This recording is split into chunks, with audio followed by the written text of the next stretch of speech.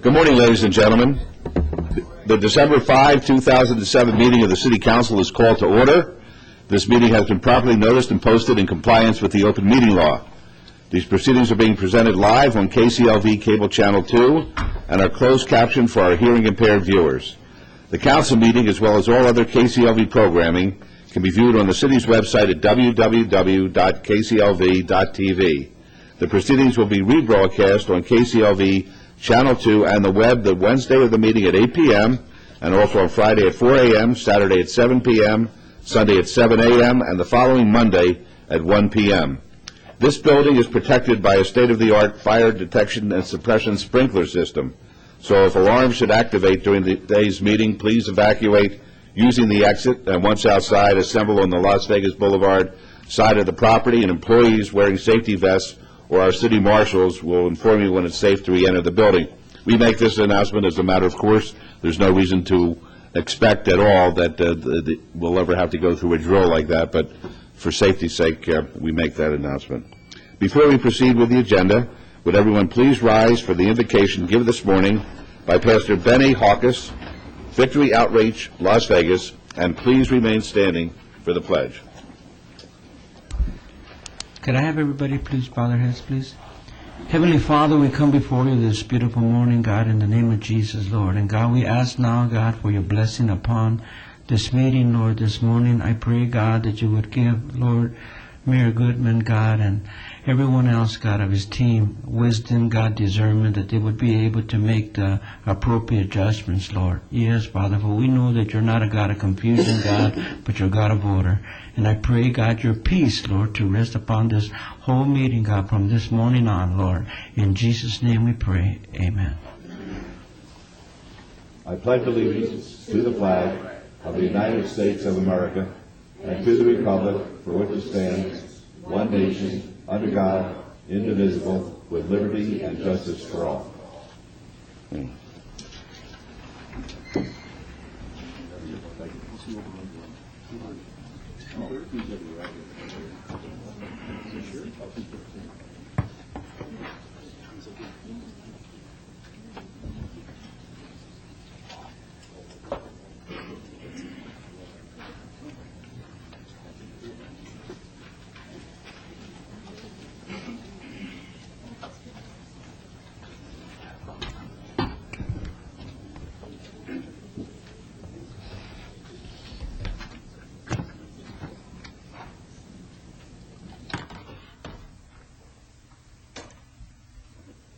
Good morning once again, ladies and gentlemen. This is the ceremonial portion of our agenda. And for our first item this morning, Councilman Wilson will recognize the December Citizen of the Month. Councilman? Thank you very much, Mayor Goodman. Happy holidays to all. And I just noticed on our board over here a new addition, which I think we're going to be addressing as the meeting goes on. It's great to be able to look up on the board there and see the items as they come up. One person can make a difference has been my mantra since I selected the first Citizen of the Month for Ward 2 back in 2005. I'm very, very proud to have such a great people in Ward 2 who continually work to improve our community. Today, I am especially proud and excited to introduce to you one of those people. Chris Emig, would you please join me at the podium? Chris is a Ward 2 resident who moved to Las Vegas only 2 years ago, but in that short time she has worked tirelessly to make her neighborhood safer for young children. The first thing you realize when you meet Chris is that she has boundless energy and passion. And I will tell you, and everybody that knows her just kind of chuckled, I will tell you, Chris was in a meeting with me yesterday and dominated the meeting because she has so much energy and so much concern and so much desire to do the right thing. She loves her family and believes that we can make such a difference. And when I asked Chris yesterday, you know, why are you doing this and why are you working so hard, she says, it's for my kids. More often than not, people easily find fault with things around them because they work so hard to be part of the solution. Every time Chris has approached me with a problem, she also comes with a solution. Originally from Tucson, Arizona, Chris has been married to Lieutenant Kirk Emig for nearly 16 years. They have two beautiful children, Joshua and Rachel. Being an Air Force family, they have been stationed in many places, including North Carolina, England, Germany, Colorado, and Louisiana. We are very fortunate that they recently settled in Las Vegas. Since moving to Summerlin, Chris has become very active in the community by teaching Sunday school, serving as president of the PTA at Givens Elementary, volunteering through the Metro Crossing Guard program, and many other programs that promote safety in and around the school in her neighborhood. We have some footage of Chris in action during her crossing guard shift at the school. In addition to all of this, Chris has coordinated, here we go. There she is in action. Chris has coordinated the Neighborhood Watch program for her neighborhood, Capri of the Vistas. To ensure this program is successful, she has worked with 18 other neighborhoods in the Vistas to link them all via email so they can share the real-time information about things going on in the community. This has become a tool the residents use to make sure everyone is aware of issues, concerns, and activity in the area. If you ask Chris why she volunteers so much of her time in these endeavors, she will give you one simple answer. Like I said before, I do it for my kids. She leads by example to ensure the world is a better, safer place for future generations. Although her husband's service to our country has given the family many different places to call home, Chris truly believes that we should all be contributing members of society and that we should grow where we are planted. It is my privilege and honor, Chris, today to name you to the City of Las Vegas Citizen of the Month for December. Please join me in making this a special day for Chris for her efforts and for once again naming you the City of Las Vegas Citizen of the Month for December 2007.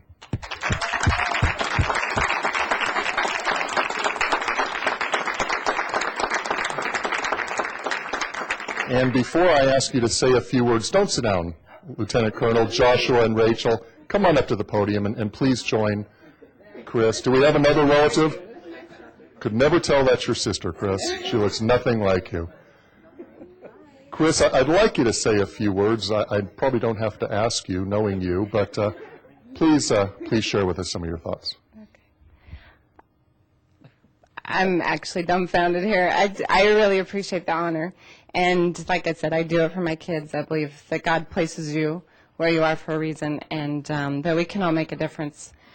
It doesn't take a whole lot of effort, but I do respect what you guys are doing to turn Las Vegas into a community, because it's hard as 2 million people. It's hard to make that community feel, but I feel that we can do it, and I appreciate just the response you've had and my concerns as well. Great, so thanks. Thank you. Chris, I think before we move on, I met your daughter Rachel just a few minutes ago, and I just think she wants to say hello to her friends, don't you, Rachel? Just real quickly, you get a chance to say hello to all your friends on television. I will. Oh, Josh. Mayor Goodman, is that all right if I let Josh say a few? Okay, Ron and Will, if you're watching this, and hopefully you shouldn't in school, hey, what's up, and have a good day, but I'm not at school, so ha-ha. We know who the politician is, don't we? Once again, congratulations to you and your family. Thank you very much. Sure. That is your plaque. Turn around for some pictures. Okay. Very good. That's great. Chris, stay right here. Stay right here. Show the plaque.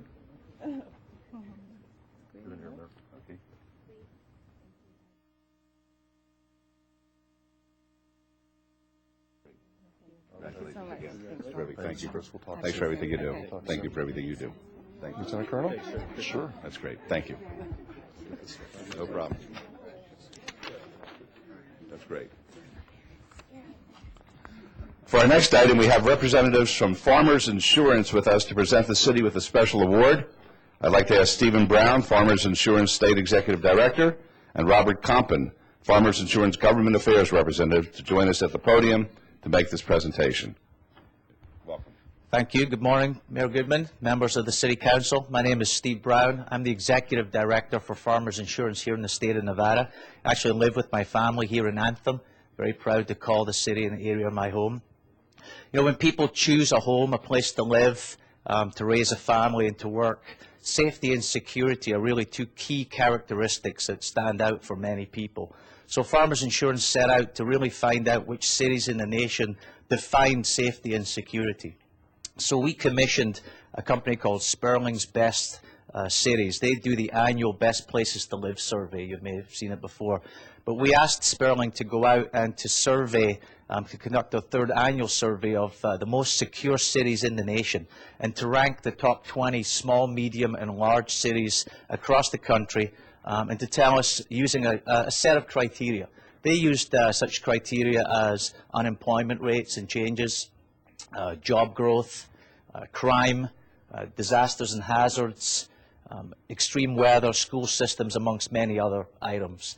And I'm pleased to stand here on behalf of Farmers Insurance and tell you that Las Vegas metropolitan area was ranked in the top 3 of the most secure large cities in the nation.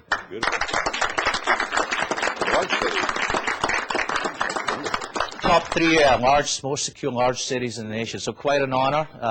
And so I'd like to offer my congratulations to you, Mayor, to the members of the City Council, and obviously to your local government agencies for doing all that you do to keep us safe and secure. That's terrific. Now, Farmers Insurance has been in Nevada since 1936. We have 71 years serving the public here in Nevada.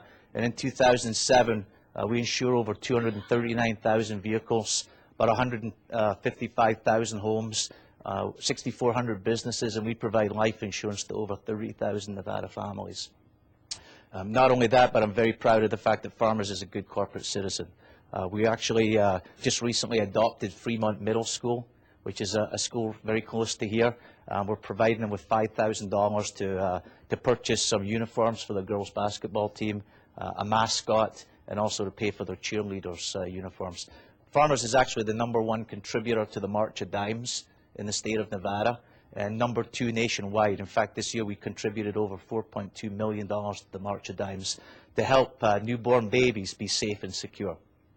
And Farmers is actually the corporate sponsor nationwide of what's called the MILK program. It stands for Managing Information on Lost Kids. We work with local law enforcement agencies to provide a computerized method for families to store their kids' fingerprints, hair samples, and other key information about their children, so that in a horrible situation where a child might be abducted or lost, law enforcement can bring them back safe and securely to their families. So on behalf of Farmers again, I'd like to ask Bob Compana to help me present a plaque to the City Council and to you, Mayor. Thank you. And thank you once again. Thank you very much. Thank you. Nope. Very nice. This is very special for us. You know, a lot of times Las Vegas gets a bad rap, and this really shows that we're doing everything we can to make ourselves and all the visitors who come here very, very safe, and I really appreciate this. It's terrific, and I love your Nevada accent. Yes. Thank you once again.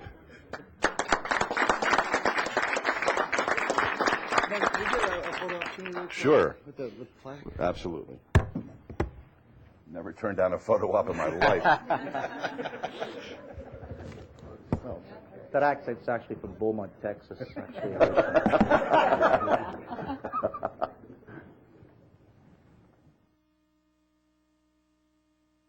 Great. Thank you so much. Thank you. This is great.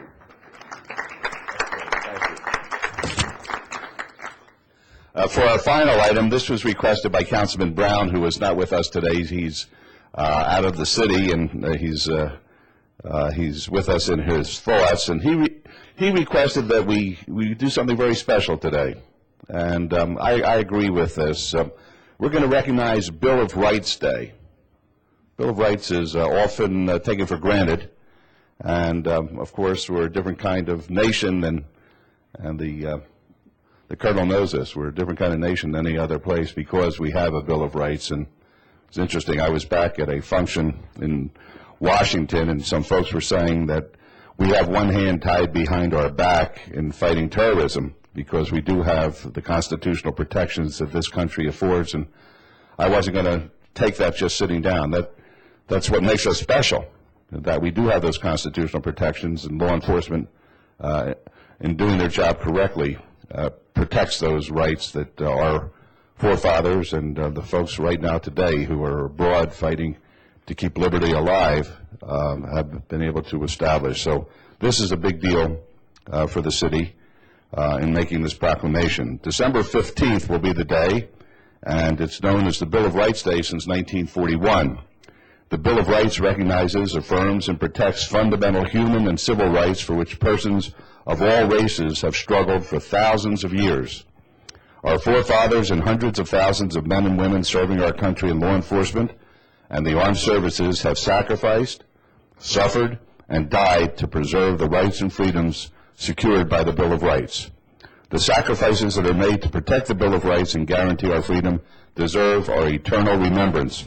Therefore, this City Council today takes great pride in proclaiming Saturday, December 15, 2007, as Bill of Rights Day in the City of Las Vegas, and we urge all of our citizens to join with us as we celebrate the anniversary of the Bill of Rights, which has helped to guarantee all Americans the liberty which we so cherish. And we'll give this to Beverly so that she can proclaim it proudly throughout the community. Thank you. Okay, that ends the ceremonial.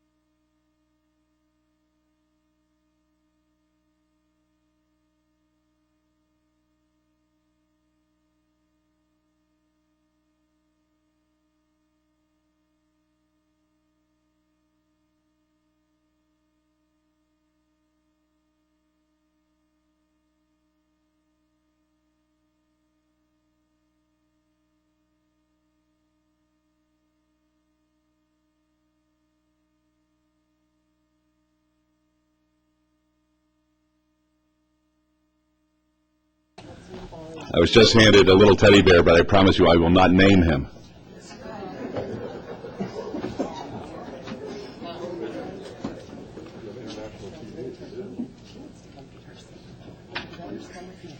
Did you hear about the woman?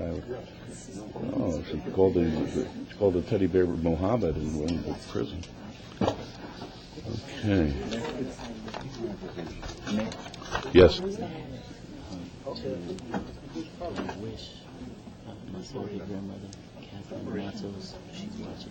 Okay, and she's your surrogate grandmother? Yes. Is that what I call her? Okay, good. Okay, before we introduce the folks who are up here with us, very special young men and women, I'd like to take this occasion to wish a very, very, very happy birthday, her 77th birthday, to Councilman Ricky Barlow's grandmother, Catherine Matos. Can we have a round of applause, please? Not yet. Okay. As you can see, we have some youngsters who are joining us up here. They're from Ruby Thomas Elementary School, and out in the audience, they're all here visiting us here today. Welcome. We'd love to have you. This is important for us, that we're able to set an example, hopefully, for you youngsters to aspire to someday being leaders in your community and our community. And we welcome you here today. We have the mayor and city council of Ruby Thomas Elementary sitting with us today up on the dais. And this is part of their program, learning more about local government. So if you would go, starting with Councilman Ross's young representative, you'd be kind enough to tell us your name, and are you all in the same grade? Yes. What grade are we in? Fifth. Okay, all in fifth grade. So just give us your name, please, and we welcome you, and your position on the city council. Hi, my name is Carla. What's your position on the city council? Oh, Are you a councilwoman? yes. Well, then No. what are you? I'm just a member. Well, then tell me. I'm a member of student council. Okay. And Councilman Wilson, who's by your side? Thank you, Mayor Goodman. I'd like to introduce Marina Spears. Marina, would you reintroduce yourself and tell us what your position is on the council. And you're Violet. Hello everyone, my name is Marilyn. I'm just a member. Just a member? I put you in your place, didn't you, Councilman Wilson? I'm just a member. Welcome, Maria. Hi, my name is Violet and I'm Mayor Pro Tem. Ooh, very strong. Young man? Wait a minute. I'm going to present with this. Ooh. Violet, it's really a pleasure to have you here today. I hope you learn a lot, and you're a beautiful young lady. I'd like to present you with this key to the city. Thank you. Very nice. How about you, my friend? Hello, my name is Marquise and I'm a member of Student Council. All right, Marquise, here's a key to the city. This is for you, and after we're through, I'll tell you what it opens up, okay? Okay. All right, I'm not going to share it with these people out there. Okay? I think you're the mayor. Hello, my name is Gerardo and I'm the mayor. What's your last name? Excuse. All right, Mayor, here's a key to the city of Las Vegas. Thank you. Welcome here today. Councilwoman?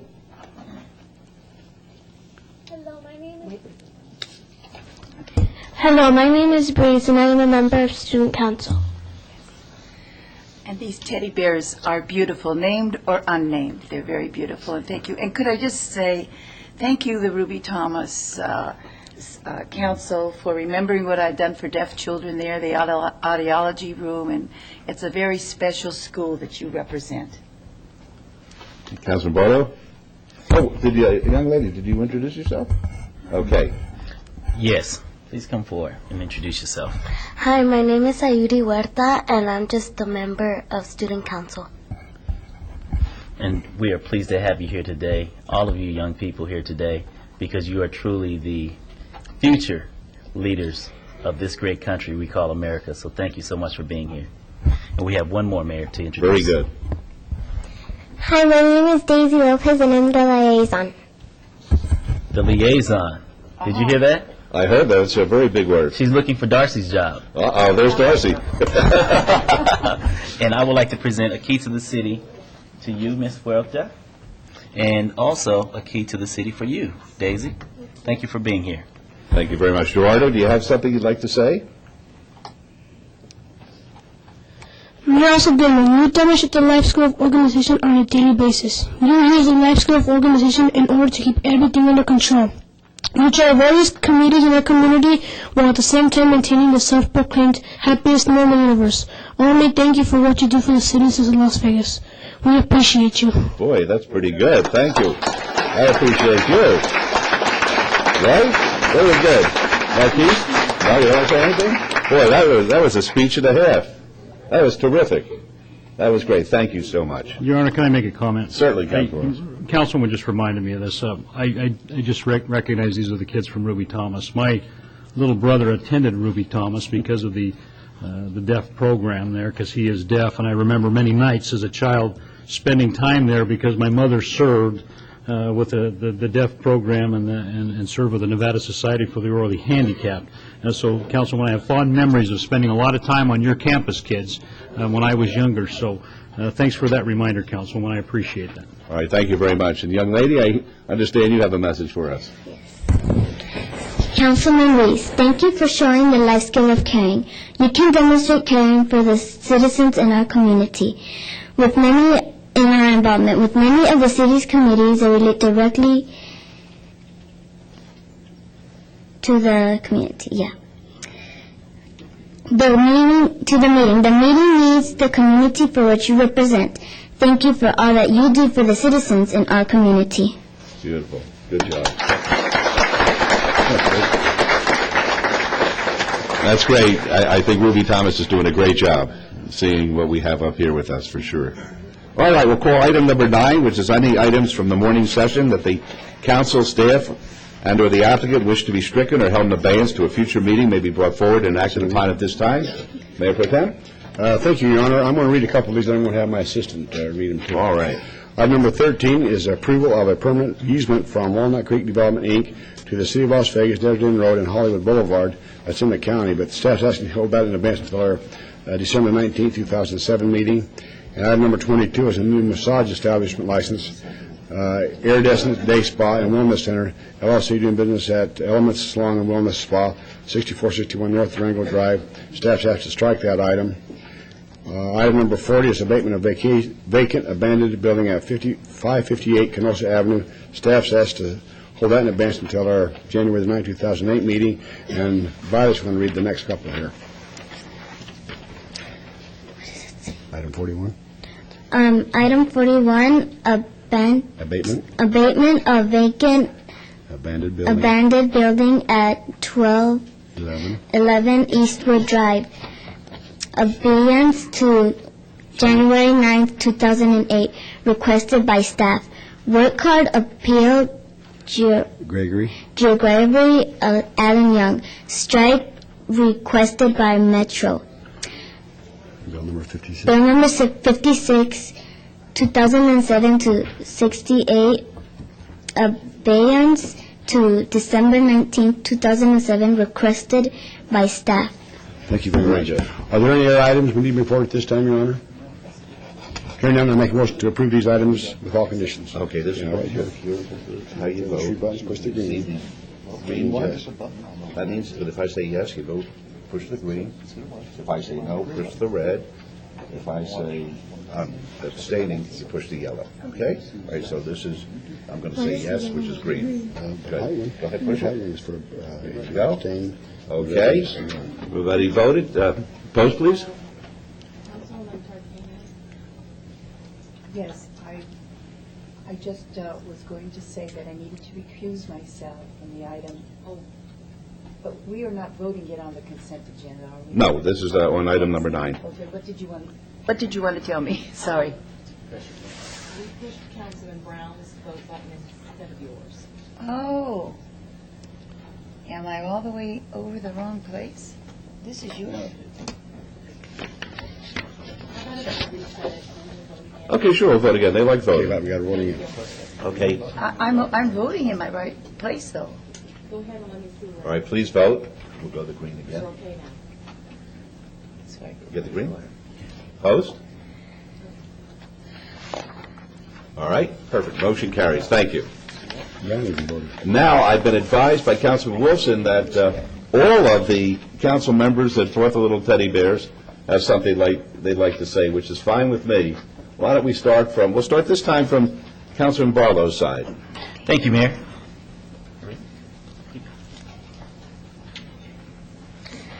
Councilman Barlow, you apply the life skill of pride in all that you do. You show us that you are proud to be a part of the community in which you live by holding numerous community positions. Thank you for all that you are doing for the citizens of Las Vegas. Thank you so much. That's very good. And thank you for the beautiful teddy bear. I know, you're okay. You're fine. You're cool. Okay, young lady? Councilwoman Tarkanian, thank you for demonstrating the life skill of perseverance. Your determination towards gaining educational equality for all children was shown when you initiated Nevada's first full inclusion program for deaf children. Thank you for all you continue to do for the citizens of Las Vegas. Okay, very good. And thank you very much. Thank you. All right, then we're going down. Who's the next one with the bear? Okay, please. Councilman Wolfson, thank you for applying the life skill of integrity. You are a councilman as well as a chairperson for the Criminal Justice Advisory Council, not to mention the numerous other committees you are sharing within the community. You are an excellent example of how maintaining integrity is key to your success. Thank you for all you continue to do for the citizens of Las Vegas. Thank you. Very good.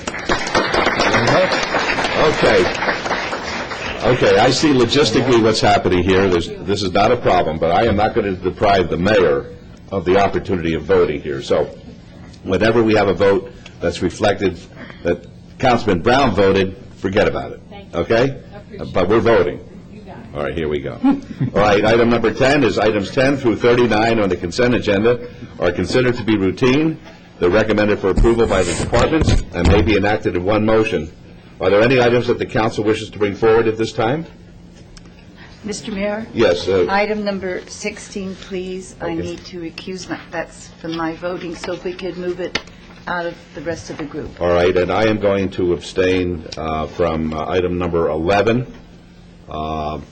based on the fact that I have a partnership interest, albeit small, with some of the folks who are associated with APCO, who number 11 applies to, but I will be voting on all the rest. And I just wanted to say the reason I was because my son is involved in item number 16. Okay, we don't have to call it forward then. I think the record's sufficient on that. That's good. All right, Mayor Protem. Yes, Your Honor, I make a motion to approve items 10 through 39, with the exceptions of item 13 and 22, which we've already taken action on. And please show Councilwoman Tarkini and Mayor Goodman abstaining on those two items. Thank you very much. Your Honor, Thank you. before we vote, Yes. I'm sorry, I would like item number 11 pulled forward All right, for discussion. fine. So then I move to approve items 10 through 39, with exceptions of 13 and 22, and the exceptions of number 11, which we're going to pull forward. All right, very good. Let's vote on that, please. Vote yes. Okay. Opposed, please? Just a second. Okay, negotiate. She's probably too gentle. There we go. Thank you. Motion carries. Thank you. Your Honor, Mayor Goodman, I'm sorry. Marina has been designated to make a few comments about Councilman Brown in his absence. So may Marina please make a few comments. Councilman Brown, thank you for demonstrating the life skill flexibility. You show your ability to multitask by maintaining membership in a variety of different committees. You also show flexibility in your personal interests as well, showing that a collegiate career in football and baseball do not deter you from investing your abilities into maintaining a better quality of life for the citizens of Las Vegas. Thank you for all that you do. Very nice. Thank you. Good job. Good job. Very good. And if the Mayor Pro Tem would read 11. Thank you, Your Honor. Thank you. Item number 11 is approval of continued funding of Harrison and Kemp and Jones to represent the City of Las Vegas in an arbitration filed against it by Asphalt Products Corporation, APCO, regarding construction of Washington Buffalo Park Phases 1A and 1B in the amount of not to exceed $800,000. This is in Ward 4. Yes, Mr. Henry, please. Mayor Pro Tem, Council, this is an ongoing matter that's been going on for almost 2 years now, having to do with the construction of the Washington Buffalo Park, including soccer fields and a number of tennis courts. Some time ago, APCO brought an arbitration action against the city. Since then, we have been defending this action. At the time that they brought the arbitration action, we had already retained Harrison, Kemp, and Jones and a forensic engineering consultant from Exponent. They continue to represent the city. Initially, after very protracted and expensive discovery proceedings that were essentially driven by APCO, there was an agreement between the city and APCO that there would be 2 arbitration sessions. The APCO would use one of them to put its case to the arbitrators. The city would use the other one to rebut the case and put its case to the arbitrators. These estimates by council and the arbitrators as to the length of these proceedings have proven to be just grossly inadequate. APCO has used both sessions to attempt to prove its case so far and has not rested. There is yet a third session scheduled, and it's not clear to me that this matter will be resolved in the third session. I think just from what I've said so far, and there's more that I could say about this, the question might be, how did this happen? How did we get here? I think that the simplest and most candid answer to that is APCO has a vote. I have monitored these proceedings since the outset. I was asked to do so as your senior litigation counsel. It seems to me, and my opinion is supported by the opinion of our outside counsel, that every tactical choice made by the lawyers for APCO, whatever their motivation in making those tactical choices, and I wouldn't speculate as to that, every tactical choice has resulted in increasing the expenses to the city and also to APCO. I would not estimate that their costs so far have been much different than ours. Mr. Chairman, I think we've all been briefed on this item.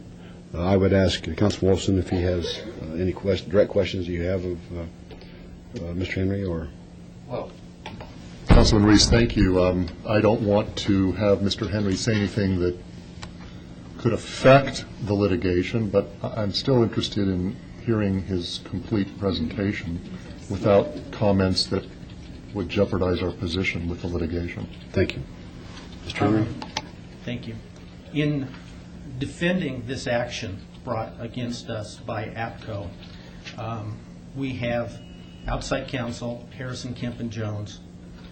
We have two expert companies in essence. One of them is Exponent, and they were retained generally to do forensic engineering for us. That is, look at what has been built and offer an opinion as to whether or not there are defects and how serious those defects will be and how much it might cost to repair the defects. We also have Summit Consulting, which in essence has done critical path analysis for us. And in essence, critical path analysis means looking at the entire history and flow of the construction and seeing whether certain things were done on time, and if they weren't done on time, offering an opinion as to whose responsibility that might be, the contractor, the subcontractor, the owner, the architect. But more critically, looking at the relationship between these things and other construction going on and offering an opinion whether or not this delay in a particular item or phase of construction contributed to the delay in finishing the whole project. As you can imagine, this is a fairly complicated thing to do that requires looking at every construction document and then putting it in some sort of matrix or order to try to analyze it and offer the opinions that I have described. Mr. Henry, with your permission, has this expert testified at the arbitration yet? Our experts have not testified yet. They are scheduled to testify in this next session. To date, we have paid approximately $1.4 million in defense cost. Of that, slightly more than half has gone to the experts, Exponent and Summit Consulting, and the remainder has gone to Harrison, Kemp, and Jones. I can tell you that as part of my job, I act as, in essence, the client when we have outside counsel. And certainly from the very beginning, I spoke with our outside counsel as to what they would expect the costs to be. The lead attorney when we began was Kirk Harrison. He is retired since then, but he retired after almost 30 years of practice in this field.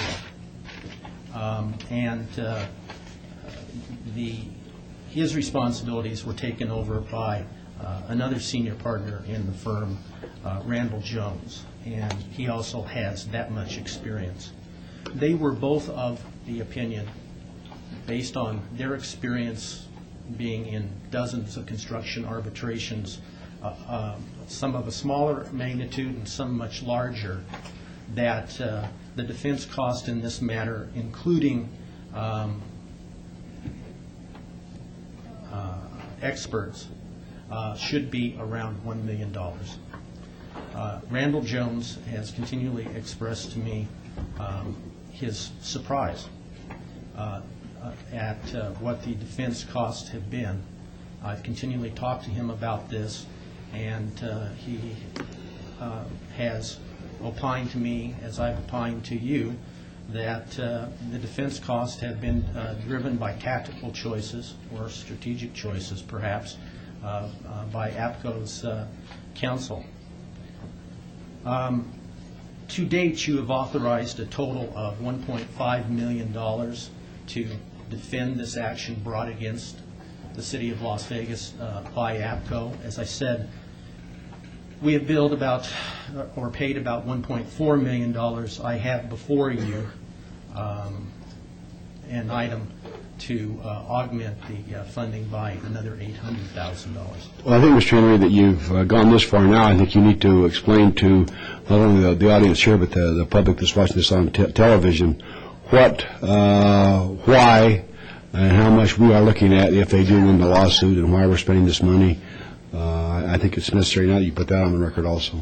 APCO's claims in testimony and arbitration so far have been that they are seeking approximately $7 million in damages and interest on those damages from the city, despite the fact that our contract, construction contract with them, provides that if there's an arbitration, neither side can collect attorney's fees or cost. APCO has continually informed the panel that they are going to seek their attorney's fees and cost, and I would estimate their attorney's fees and cost at this point to exceed $1.5 million. So they are clearly seeking $7 million from us, and if the arbitration panel somehow rules that the contract does not apply, they're probably seeking another $2 million before this is all over, for a total of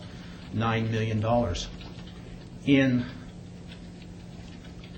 examining the tennis park after it was turned over to us by APCO, before they filed for arbitration, and certainly in doing more detailed examinations of the construction since they filed for arbitration against us, city staff initially found, or came to the opinion, that there were serious defects in the construction.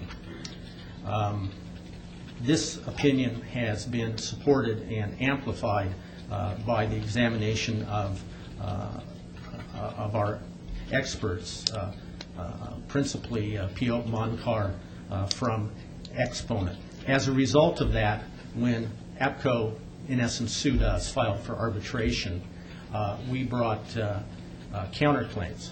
But again, though, excuse me for interrupting, but again, though, before we went into arbitration, was there any efforts by the city or by APCO to sell this out of so-called court or arbitration?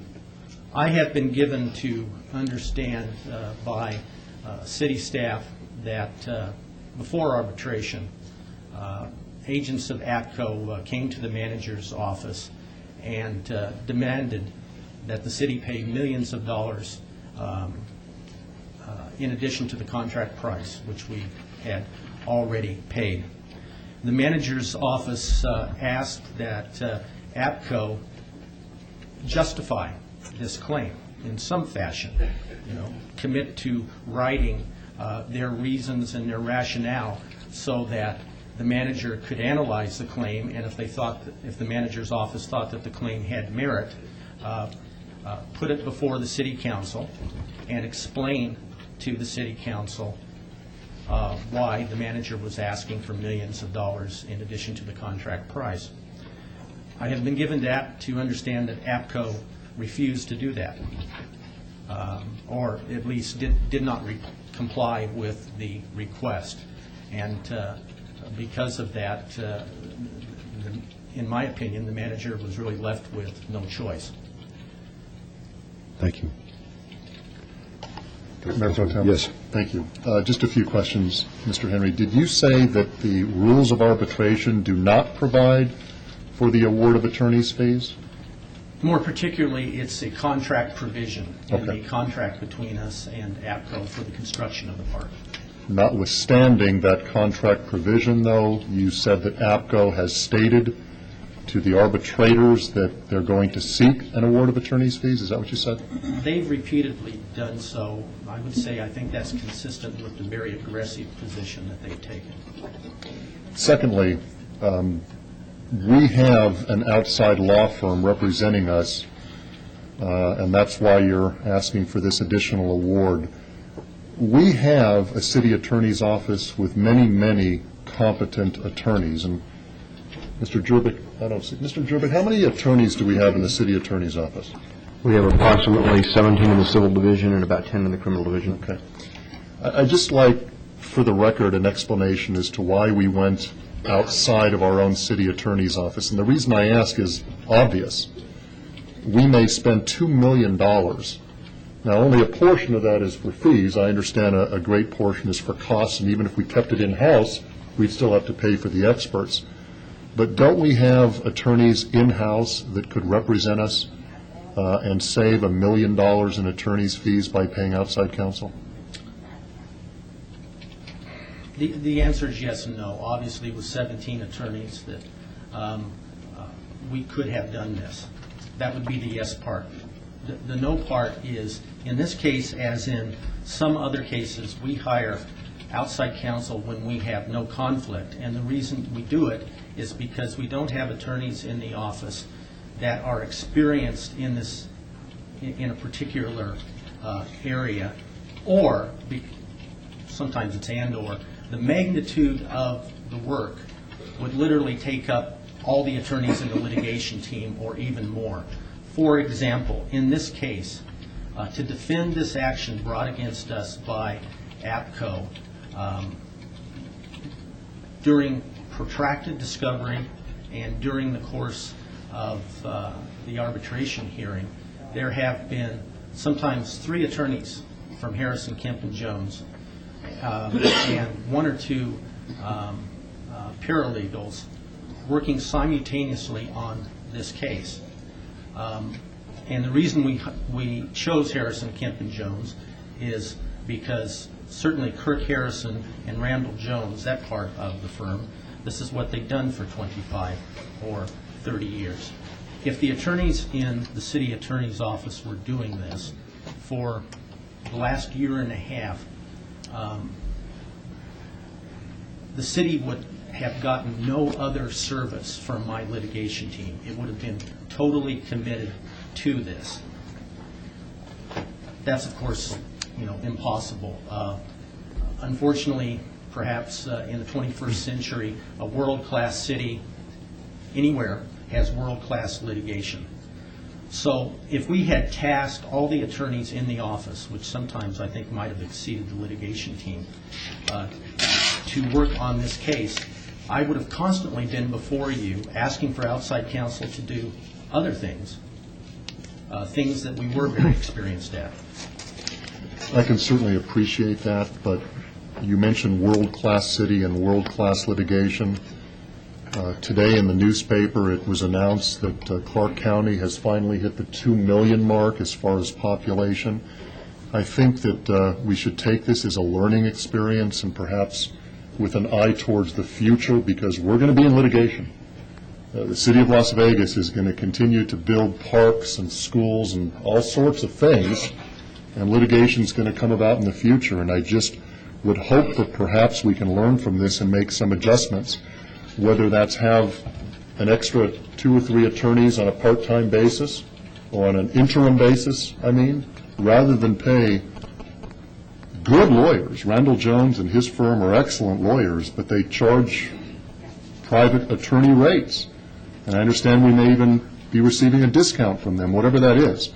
The point is that it's a lot of money for attorney's fees, and I think for the future we should just be mindful of some options. Counsel, I can certainly appreciate that, but again, though, this is one of those things where we're caught out in the middle of the stream without a paddle. We started this way back when. I think this is the third time you come back and ask for more money. Is that correct? It is. So, I can certainly appreciate what you're saying, but we should have had this discussion maybe the first time we gave them the money. You're right, and that's why I'm saying let's start from right now looking forward about what we can do in the future, because as we get bigger and bigger, we're going to be in more litigation, so let's learn from this experience. Thank you. Are there any other questions or comments? Mayor Pro Tem? Yes. Yes, I have a question for Mr. Henry. This point going forward, with the request of the allocation that you're requesting, where will that extend us out to as far as the litigation is concerned? How far will that money take us this point into the future? I hearken back to the statement I made that APCO has a vote, and the way they have casted their votes in the past. You need to speak into the microphone, please. We can't. We can't hear. I was trying to face Councilman. I said I hearken back to the statement I made earlier that APCO has a vote, and I can't predict how they'll cast their vote. This will certainly get us through the third session and into the fourth session. But I'm not standing here saying that it is a certainty that if you vote for this additional $800,000, that will be enough. So that leads me to my next question. So is it possible, depending on how the third and fourth session go, that it is possible for you to come back before us to request additional funds for this particular case? It is. And again, there's no guarantee we're going to win. Are there any other questions or comments? Mayor Pro Tem, Councilwoman? my understanding when we were briefed on this is that if we don't give this amount and it ends up that it ends where it is now, we would probably end up paying APCO as much as we will be putting into the case, if not more. And that's what you're saying, isn't it? Certainly more. What I'm saying is this is a fight that we did not pick. We did not sue them. They have sued us. We are defending ourselves. But logically, a question has been put to me. What if we just stop now? What would be the consequence? And the consequence of stopping in the middle of one side, stopping in the middle of a legal fight, is that the other side gets everything they're asking for. So that would be the certain consequence, is an arbitration ruling against us for $7 million. This would be such an extraordinary thing to do that, at least in human factors, it might motivate the arbitration panel to more seriously consider APCO's claim that they also ought to get their attorney's fees.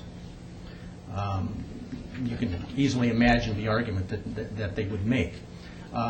Even if the arbitration panel says, no, the contract doesn't admit to that under any circumstances, I can easily see APCO filing an independent lawsuit in district court as opposed to an arbitration, an independent lawsuit going after us for their attorney's fees. So the consequences of just stopping would be at least $7 million, and it might well be $9 million. Which basically emphasizes with what Councilman Reese said, that we're up the creek, in the middle of the creek, without a paddle. In other words, if we go either way, it looks as if we could utilize a lot of money. And it seems to me, although I do not want to spend this money, that if we don't, we're putting ourselves in a situation that sort of bends towards we would lose more money, quite a bit more money. I would like to emphasize what Councilman Wolfson said. Yes, we should begin now looking at future cases and being more careful as we enter into them. But in addition to that, the fact of the matter is when you get in this type of specialized litigation, it's usually a very specialized lawyer that you need, number one. But I do agree with him that we should do that. In addition, I would say that when we get into these parks and recreation and all these big items, where we have found in the past litigation coming from some of the people involved in doing the building, that we take our time. We take our time. I remember as a council person, I was relatively new when all this started, and I felt rushed with it in making the decisions, that we take our time and we're very careful in monitoring what is happening with the developers, the people who are building.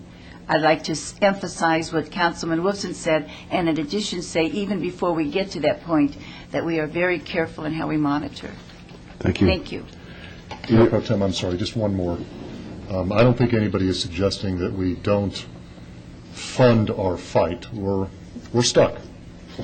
One other thought or one other question. APCO, are they doing any other business with the city of Las Vegas now? Yes. Could you describe that for us? I can't think of the name of the project, but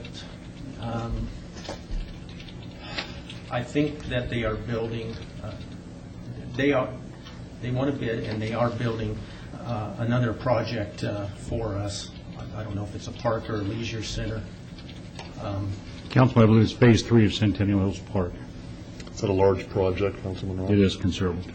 The only thought is, could you explain what effect our current litigation has on the city's relationship with APCO and other projects, and relationship with them bidding on still more projects? Is there a conflict of interest? Because we're in a fight with them on one project, but on the other hand, we're good neighbors with them on another project, and they may even bid on a future project. I might not be the best, member of city staff to answer that question, because I'm one of your lawyers, and maybe someone in Public Works would be better to answer that question. But generally, as a matter of law, just because someone has sued us does not mean that they are disqualified from bidding on projects. And if they bid on the project, and if they're the low bidder and have complied with all the rules, we have the obligation to select them. As our attorney, why would you allow them to bid on one of our other projects if they're suing us? Because I can't stop them. That would be against the law. Charlie King, you have anything you'd like to say? You need to speak on. We do have two projects with APCO. The park project, as Councilman Ross noted. The mic's on. No, it's on. Oh, and the other one is at our water reclamation, at our wastewater treatment plant we had in addition to the building. It's been my experience that when we work with consultants or construction companies, their staff is not all the same, as I'd like to characterize it. Sometimes you have the A team and a B team and a C team, and so the performance of a particular firm is predicated on who they assign to that project. Which team did we get on this one? The D team. I mean, it just seems to be a conflict. If we got the C team on the project we're in litigation on right now, we would certainly perhaps demand the A team on the next project. And I think, Mr. Jervik, you're going to explain the conflict and rules of ethics, are you not? I'm not sure that this is a legal ethical... We need your name, sir. I'm sorry, Brad Jervik, City Attorney for the City of Las Vegas. Mr. Mayor Pro Tem, you asked a question, and I don't mean to be provocative in providing this answer, but the question was, why were they allowed to bid on and participate in and be awarded other city projects after the controversy with Washington Buffalo that's currently the subject of this arbitration? Under the Nevada state law, we have to award a bid to the lowest responsive. That means they responded correctly to the bid spec, and responsible, that means they performed adequately, bidder. But they didn't, though. And we alleged prior to the arbitration that based on what we knew then, and we continue to believe now, that they were not a responsible bidder and should be disqualified from the Centennial Hills project. We brought that decision before the City Council. The City Council decided to allow them to participate in the Centennial Hills project after we teed it up, and they were then awarded that contract. At that time, we were told that this is something that belongs in arbitration. 2 days later, they filed for arbitration. Correction, Mayor Pro Tem, if I may. Yes. Mr. Jurbick, they were allowed to bid on the Centennial Hills Recreation Center. I'm sorry, Recreation Center. Yeah. My correction. We had no knowledge of them bidding on the Centennial Hills Park Right. Phase 3, so let's make sure we clarify that. That's correct. And I recall very well that council meeting when it was brought to our attention. There were quite a few particulars, council members and Mayor Pro Tem, in regards to how that actually occurred. By not allowing them to participate in that bid process for the Centennial Hills Recreation Center, Community Center, it would have most likely would have held that project up for quite some time, at which time we had SNPLMA funding that needed to be spent and move in that direction. And now the results are, of course, the premier 98,000 square foot wonderful community center which we have today. They were not the low bidder on that project. They did not do that project. I believe Core Construction was the general contractor on that. So I just want to clarify that, Mr. Chairman. Thank you very much. Any other questions or comments? Just that in the future, I hope we do watch where we have had situations where companies have not been responsible, and that we keep that in mind when we let them bid on other things. Thank you. With all this information on the record, I feel that it's a duty that we have to support our team that we have fighting this arbitration, and I hope that we can certainly come out on the positive side. So my motion would be to follow staff's recommendation for item number 11, please. You've heard the motion. Please cast your vote. Can I comment on that after the vote, Mayor Pro Tem? Yes. Please post.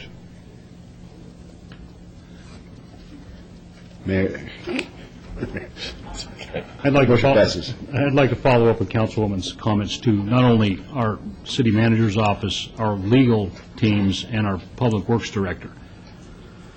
It is imperative that we don't allow this to occur again at taxpayer risk. When we move forward and grow as a city, as a world-class city, that we watch our P's and Q's and cover our rear ends, so to speak. And I don't know how better to do it.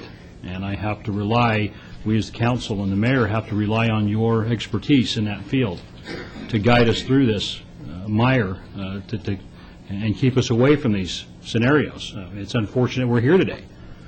I would think that, and I'll put this on the public record, that individual contracting companies in this valley that want to do business with the city of Las Vegas would be more cooperative and be more proactive in accomplishing not only the city of Las Vegas's goals, but a more professional atmosphere, so we can continue to do business with them. So please help us help the citizens of this valley do just that.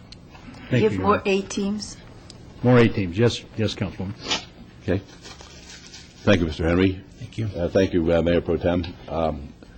Mr. Chervick, as you know, I've been advised by City Attorney's Office because of my interest in the Apex Industrial Park and the interest of certain folks who are associated with APCO that I am disqualified and I had to abstain. I have indicated to you in the past that I'd like very much to be able to negotiate a settlement with APCO. I believe I am capable of doing that, and if there's any way in the world that you can get that conflict stonewalled, I would like you to do that so I can intervene and try to resolve this on behalf of the city. I will do my best to do that, Your Honor. Thank you. Okay, thank you, Mr. Henry. I think we're up to 42.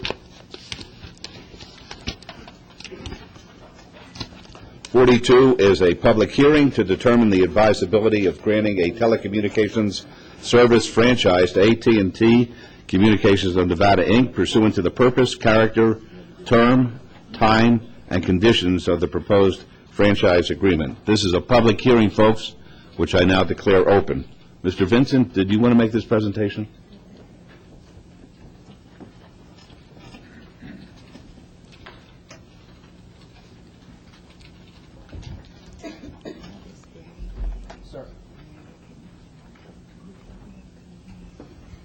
Sorry, Your Honor. Mark Vincent, Finance and Business Services.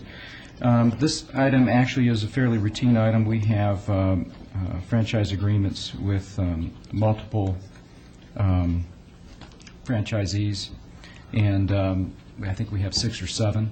And this is essentially gives AT&T the right to put their equipment in a right-of-way, and for that we will get a franchise fee for that. So it's fairly routine. We have several of these. All right, thank you very much. Folks, a public hearing, if anyone would like to be heard on this. All right, seeing none, we'll close the public hearing. There's no motion required for this, so we'll move on to item number 43. Thank you, Mr. Vincent. Item 43 is a report from the city manager on emerging issues, and we have Deputy Manager Steve Houchins here today. Good morning, Your Honor, members of the council. As you know, Dr. Selby is currently not available to attend this city council meeting.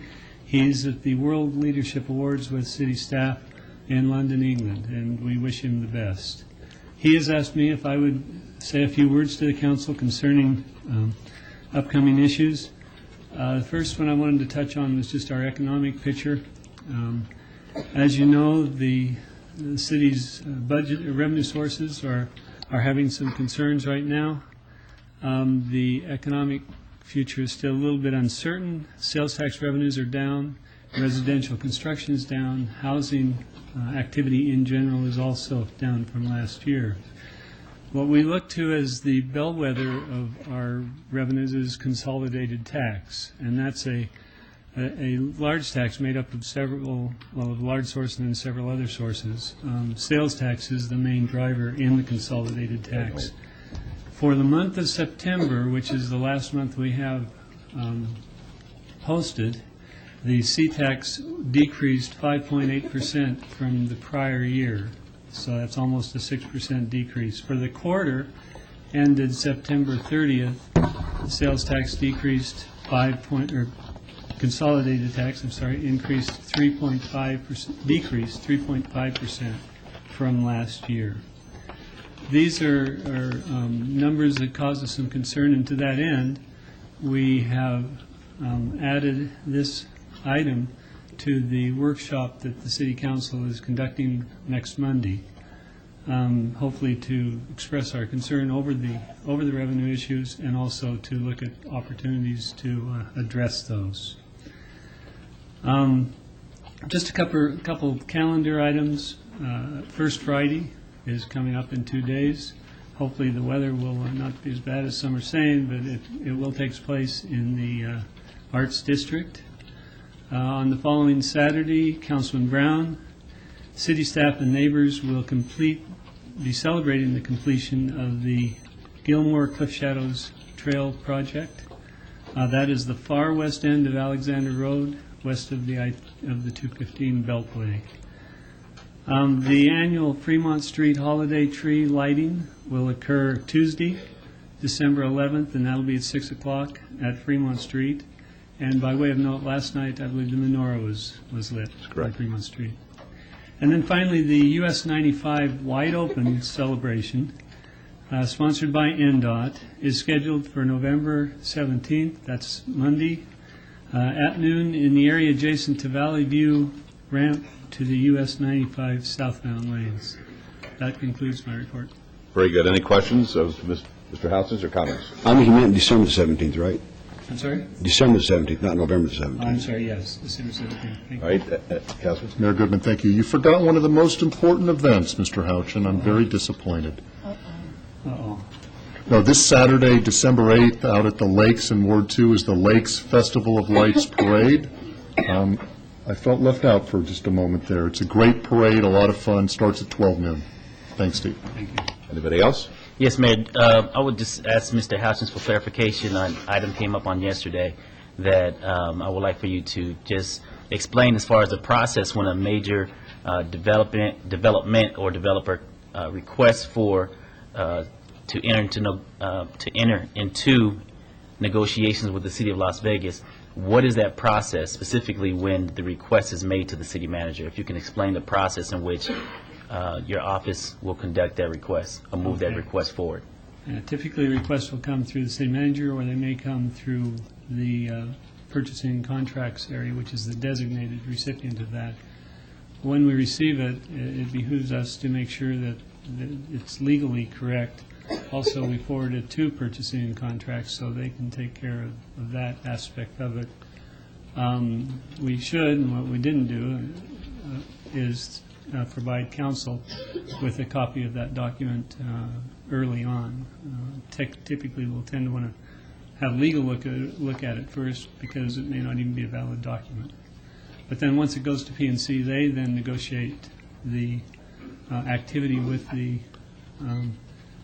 applicant to move forward at that point within the city structure. Just for clarification, you mentioned PNC. Is that purchasing and contracts? Purchasing and contracts. Okay. Yes. Is that satisfactory? Thank you. Very good. Anybody else? Mr. Mayor, first of all, just commenting on what Councilman Barlow said, I do feel it is important that we're aware of some of these big items that are coming through that we're not aware of as early as possible, because we get questions and because there are sometimes input we can give that might be helpful in that situation. So I'm voicing agreement with him there. And then also, this just emerged this weekend, but the marathon that we had along Torrey Pines, and I know I talked to the mayor, and the mayor tried to help. Can we make sure that the people operating that marathon, there's some way that we can allow people to get out of their houses on Sundays to go to church? Because they can't get out, or if they get out, they can't get back in, and that lasts almost the entire day. So I've had a lot of calls voicing that concern. I do think that what we've done in the past, last year we asked them to pick up the trash better and everything. I do believe they're doing a much better job in that. However, also, I think we should be careful if we start bellowing through the amplifiers at 7 in the morning, that we at least send a notice out to neighbors to let them be aware and everything. I just had some concerns there, and even though it's just passed, I think that the concerns are things we need to address in the future, so I wanted to mention it. Okay. Yeah, hopefully we learn from as we have each individual one as we go along. Yeah. But those two areas, particularly the access problem, you're really imprisoning people on Sundays that want to go to church. Mayor, if you don't mind, I would like to echo Councilwoman Tarkanian's comments, specifically as it relates to the marathon. It was a great event. I'm glad, and I look forward to participating here in Las Vegas again next year. However, I also received information from one of my constituents who had a difficult time getting out of her home as well, due to the fact that paratransit couldn't come in to pick her up to take her out on Sunday. So those are just some of the comments that we received from our constituents that we can take back and share with the marathon to see how, in fact, we can mitigate these issues today for next year's event, because it was a great event. However, we do need to continue to move our constituents in and out of their homes and throughout the community without necessarily impeding the great event that took place on this past weekend. So I wanted to place that on the record as well. Okay. Anybody else? Okay, well, it's been very somber, which is unlike our usual council meeting, so I'm going to have to buoy everybody up. When you said that Dr. Selby was over in London at this time representing the city along with certain city staff, it's a wonderful thing that's taking place. We're part of the World Leadership Conference, and we've been invited to participate in a program where we show off great things that happen, and we were selected as one of 3 cities in the world, I'm talking about the major cities in the world, in 2 different categories to vie for the prize, so to speak. One is our fleet of vehicles in the city. We're very proud of the fact that we've become sustainable. Over 90% of our fleet has alternative fuels. We are the first city, maybe in the world, to have a hydrogen station, and we have 4 vehicles right now which are being fueled by hydrogen, which has a tremendous effect upon the air quality as well as fossil fuel type issues. And the second is the one that Councilman Ross mentioned, and that is our Centennial Hills project out there, which is a green project, sustainable. It's phenomenal. When you go out there, if you haven't seen it, you have to shake your head, because I don't think there's another facility like that in the world. We have 2 swimming pools, we have gyms, we have 4 swimming pools. I only got to 2, okay? We have 4 swimming pools out there. We have programs for seniors, programs for juniors. Everybody is taken care of, and I received an email this morning before I came down here that the presentation was received very, very well by the judges there, and we should know in the next day or so whether or not we are number 1 in those 2 areas. So it's a good day for Las Vegas. Yes, sir. Thank you.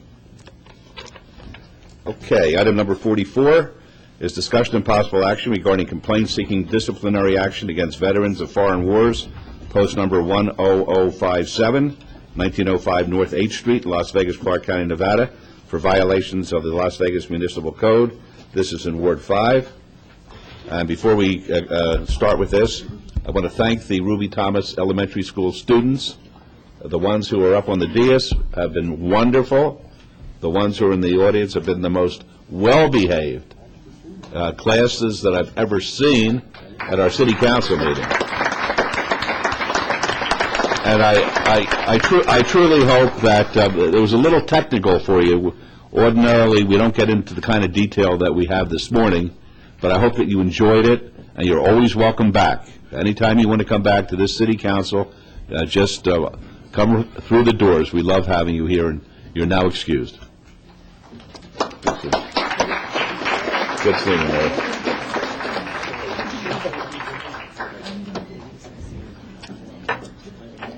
Why don't we take a moment to let the youngsters leave?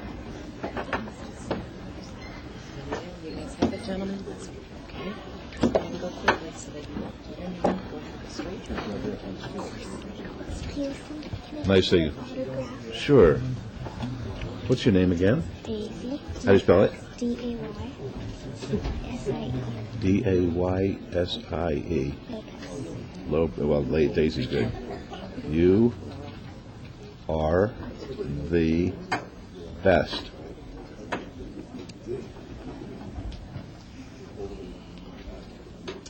Okay? How is that special? There you go. Thank you so much. Good girl. Okay, Daisy, come on, hon. Just another moment or so.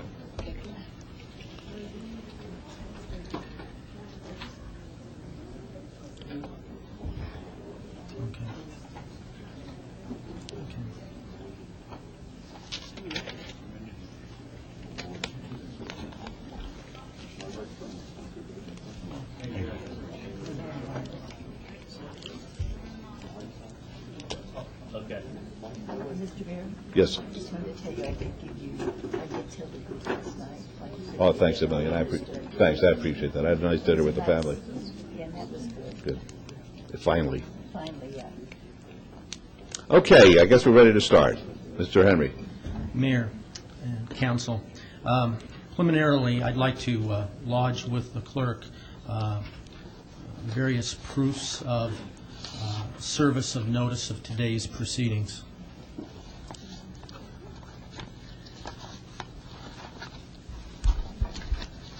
This matter is before the council pursuant to the municipal code for you to consider whether or not you wish to approve a proposed complaint for disciplinary action, which I've laid before you. And if you do so, to set the matter for hearing within 60 days. This complaint, or proposed complaint for disciplinary action against veterans of foreign wars, VFW post number 10,057, is aimed at their nonprofit club general alcohol beverage license issued by the city, which they've held, I'm told, since approximately 1968. This is a special type of alcohol license which entitles them to serve alcohol only to their listed membership, and they must maintain a membership of 100 or more people in order to enjoy the alcohol license. This complaint for disciplinary action is founded on an allegation that at least for the last 2 years, 2.5 years, they have operated their business in such a fashion that it has been a public or private nuisance in the city of Las Vegas in violation of the city code. there are a number of instances of wrongdoing going on at the VFW post set forth in the complaint going back to April 5th, 2005. Generally, what these instances describe are instances where either city licensing inspectors or officers of the Metropolitan Police found that alcohol was being served to non-members, or non-members on the premises were consuming alcohol that perhaps they'd brought on the premises, or employees were working without the required proof of alcohol awareness training or other licensing that they had to have. But I think what's more disturbing is there's a pattern and practice of criminality occurring either inside the VFW post or immediately outside. And it seems to be getting worse. For example, the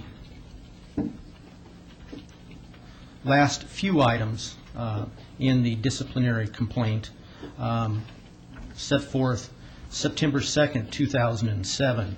The police went to the VFW post to investigate a fight, and they found that one participant was under the influence of PCP.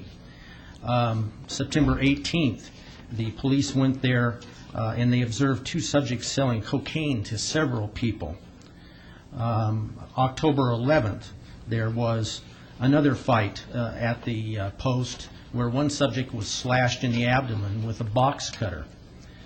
And September 7th, November 7th of this year, the police responded to the VFW post to investigate a robbery. During the course of this robbery, the robbers had compelled the victim to strip naked and walk home. The police, when they were interviewing the on-duty manager or bar manager, heard him say, when they asked him questions, and I quote, "That boy got what he deserved. I would have done him worse if it were me." All of these instances have resulted in a very disproportionate number of calls for service by the Metropolitan Police Department. Between January 2005 and November of this year, there were 188 calls for service.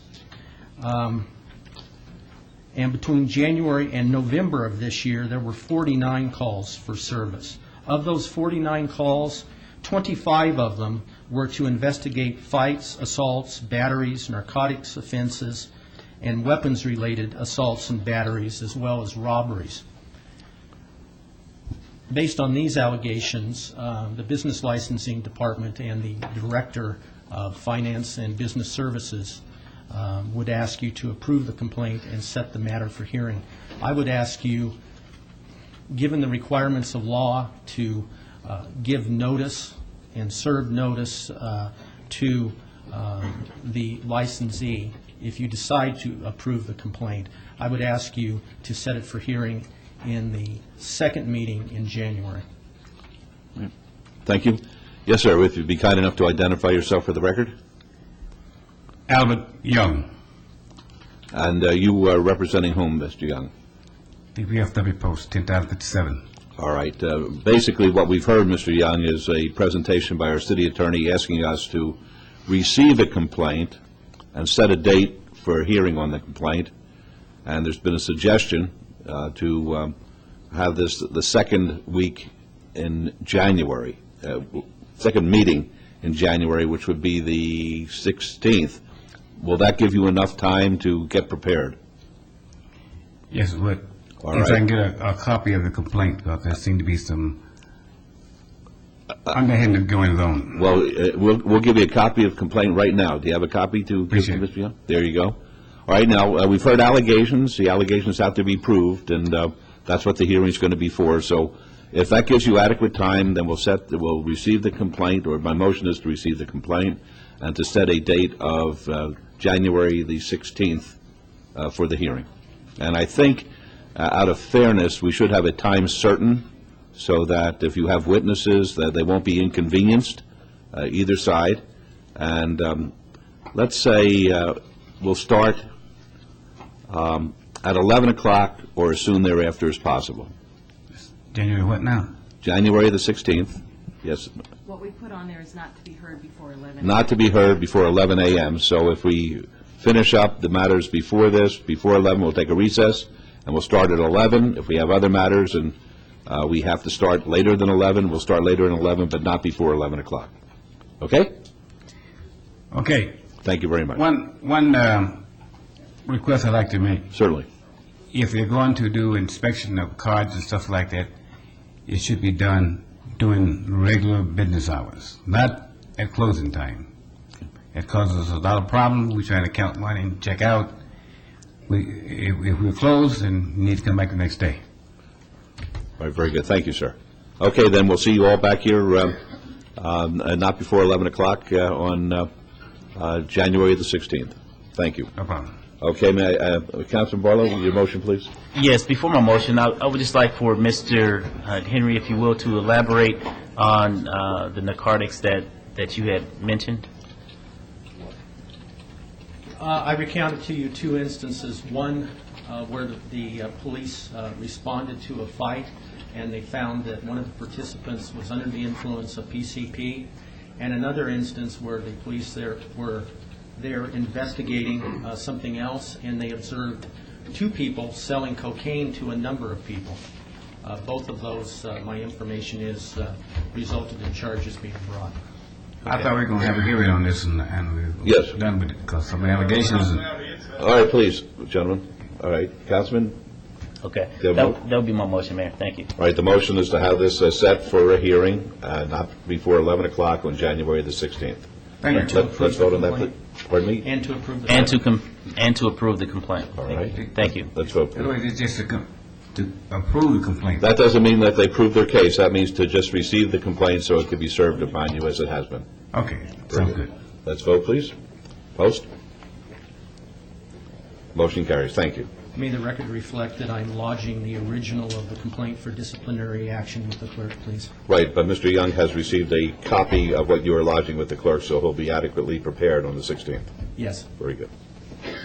Okay, item 46 is discussion and possible action regarding the release and settlement agreement between A. Walters and the City of Las Vegas to resolve District Court Case Number A 522357 involving property located at 2304 and 2408 Tam Drive in Las Vegas, commonly known as Monterey Villas. Mr. Shervick. Good morning, Your Honor. Red Shervick on behalf of the City of Las Vegas. In the council backup, you'll find a copy of a release and settlement agreement. That was the original that was sent over by Mr. Bischoff, on which our office agreed to. There were just a couple of very minor changes to it that I want to put on the record. I provided a copy to each member of council, and I'll file a copy with the clerk. It doesn't change in any material way the substance of the negotiation and the release and settlement agreement. However, I want to mention that on page 3, after the word City of Las Vegas, we specifically mention, at the request of his attorney, Orlando Sanchez, our deputy manager, who is named in the lawsuit. Again, there's no liability or responsibility being admitted here on behalf of the city or any member of anybody who was named in the lawsuit. But there was a request that his name be included specifically throughout the settlement agreement, and so that was included. It's in the final version that's been given to the council, but you'll find that in paragraph 5 in 2 places. In paragraph 6, it's been added, and there's some additional language, and I want to read that as well. Again, it doesn't materially change how you were briefed on this. It's the same negotiation, but I think it's important that we put it in the record. Paragraph 6 now reads, Walters authorizes and instructs his attorneys to dismiss with prejudice all claims contained within the complaint and any amended complaint filed by Walters in the subject action against the city, including against Orlando Sanchez, and including within the stipulation and dismissal with prejudice the statement that Walters irrevocably renounces, withdraws, and abandons each and all claims and allegations made against Orlando Sanchez. Those are the major changes from the copy in your backup to the copy that I will be filing with the clerk. There's one more that I want to thank Tuesday in the back room for catching, and it's on page 1, and I'll share it with Mr. Dushoff. It's the second to the last sentence, where Aziz Walters has inspected Monterey Villas and acknowledges that the property is not in inhabitable condition. I believe it's not in a habitable condition. It's inhabitable right now. Right. So we had a double negative there. We just want to correct that. With those corrections, Your Honor, we'll need to correct the signature page. I'll recommend it for approval to this council. I'll be glad to answer any questions that you have. All right, thank you very much, Mr. Jervik. Mr. Dushoff. Yeah, Matthew Dushoff, 3320 West Sahara. First of all, I'd like to say I'm a proud graduate of Ruby Thomas Elementary, so it was nice to see them here. But if you have any questions, I have Mr. Walters here to answer any of the council's questions regarding this. We just request approval of the release and settlement agreement. All right, are there any questions? The only question that I had was concerning the affordable rents. Was there a discussion as to a period of time that provision would be in effect? I'll introduce yourself. Walt Walters, good morning. We're going to put those rents into effect from day one, from the very first day we start. Right, but let's assume that you sell the property. There's no prohibition against you selling the property. Would those rents continue with the property? Was that your expectation when you enter into this kind of development? That's correct. Would you have is there a problem in placing a condition to that effect in here? Because what we're trying to accomplish, as I understand it, is we're trying to resolve not only the lawsuit, but also to get affordable, attainable housing in that particular part of our community.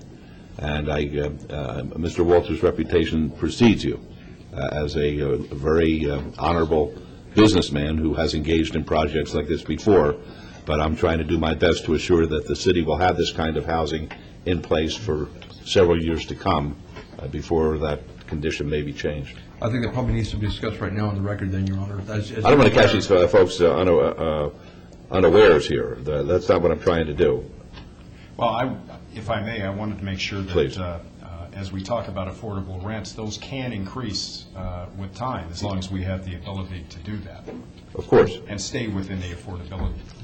All right, although affordability is not being defined, as I understand it, within the agreement. That's correct. I talked with Deputy City Manager Sanchez yesterday. He informed me that these numbers do reflect affordable housing. And so the numbers that are in the contract, I'll read them for the record, are $550 for a single and $750 for a two-bedroom. Right. Do reflect what affordable housing is in this particular area.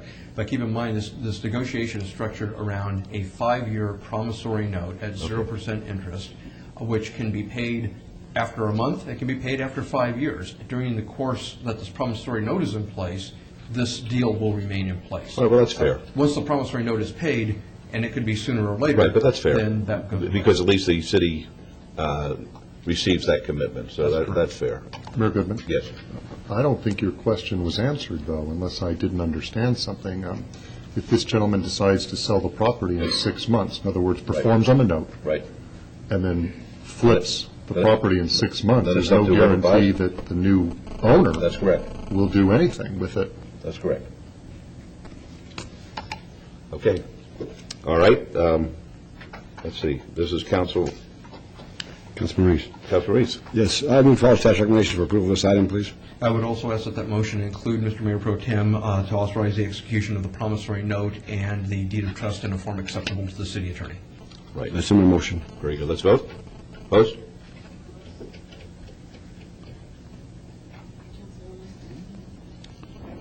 Motion carries. Thank you. Good luck to you. Thank you. Thank you. Thank you very much. You're welcome. Okay. Item 47 is discussion and possible action regarding temporary approval of change of ownership for a beer, wine cooler on sale license, subject to Health Department regulations from Amalfi Pizza and Pasta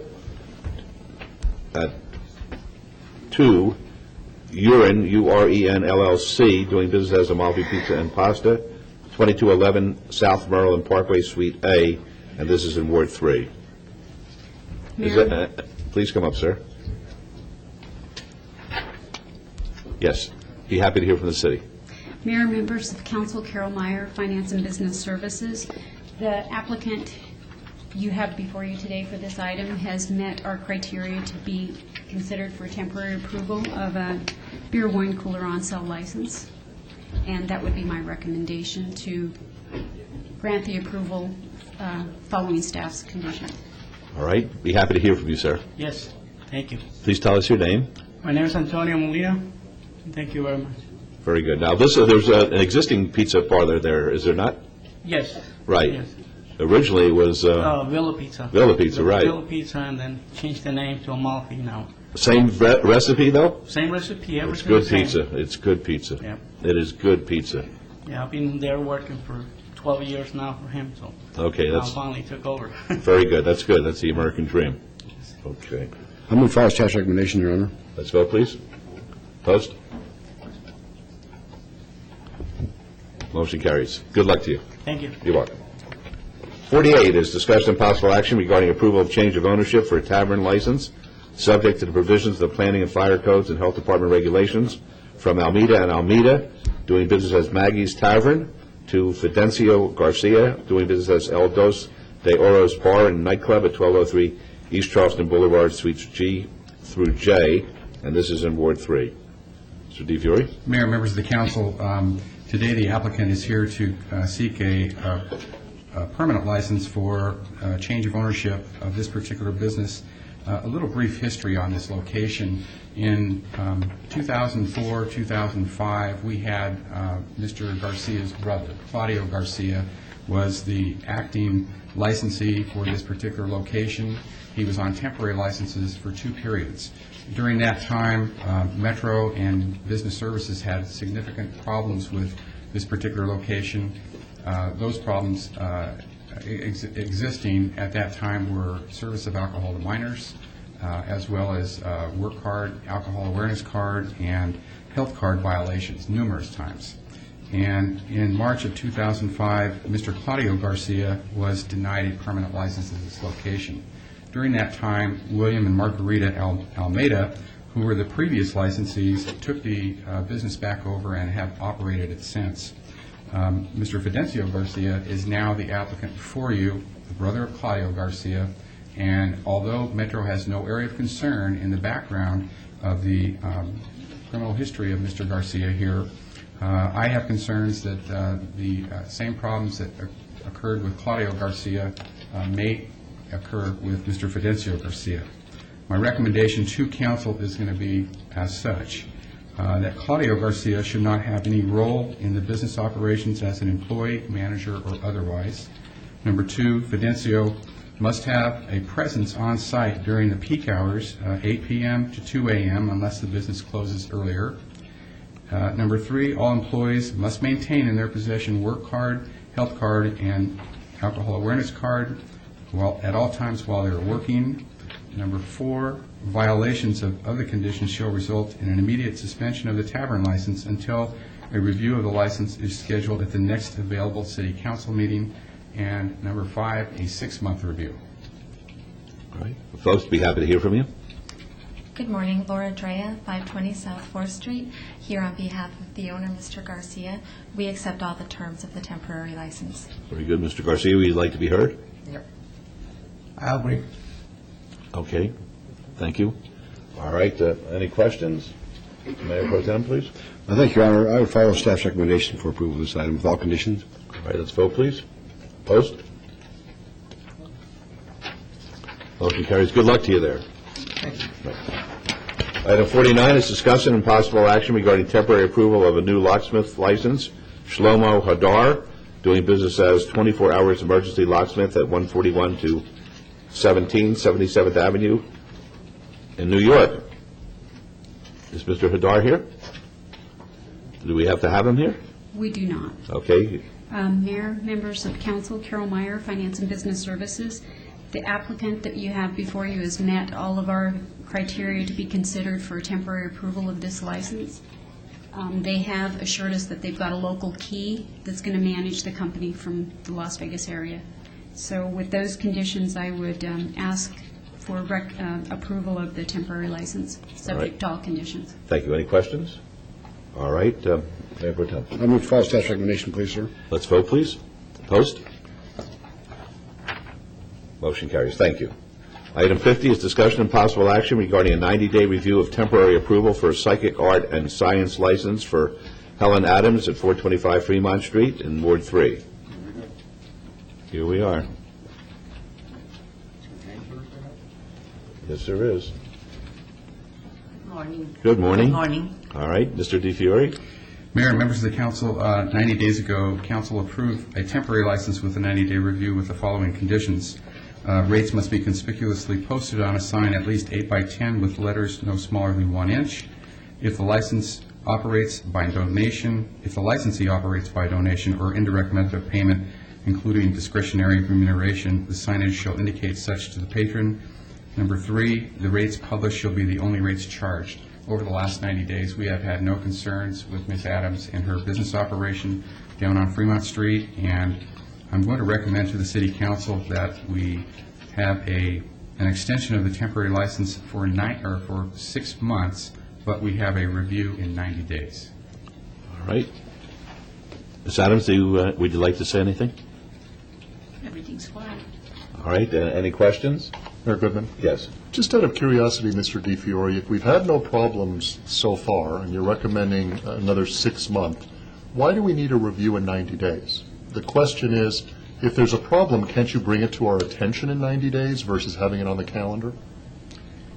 That could be part of the motion. It could be that the recommendation could be a 6-month extension of the temporary license, and if there are any problems, that I bring it back to the council at the next available city council meeting.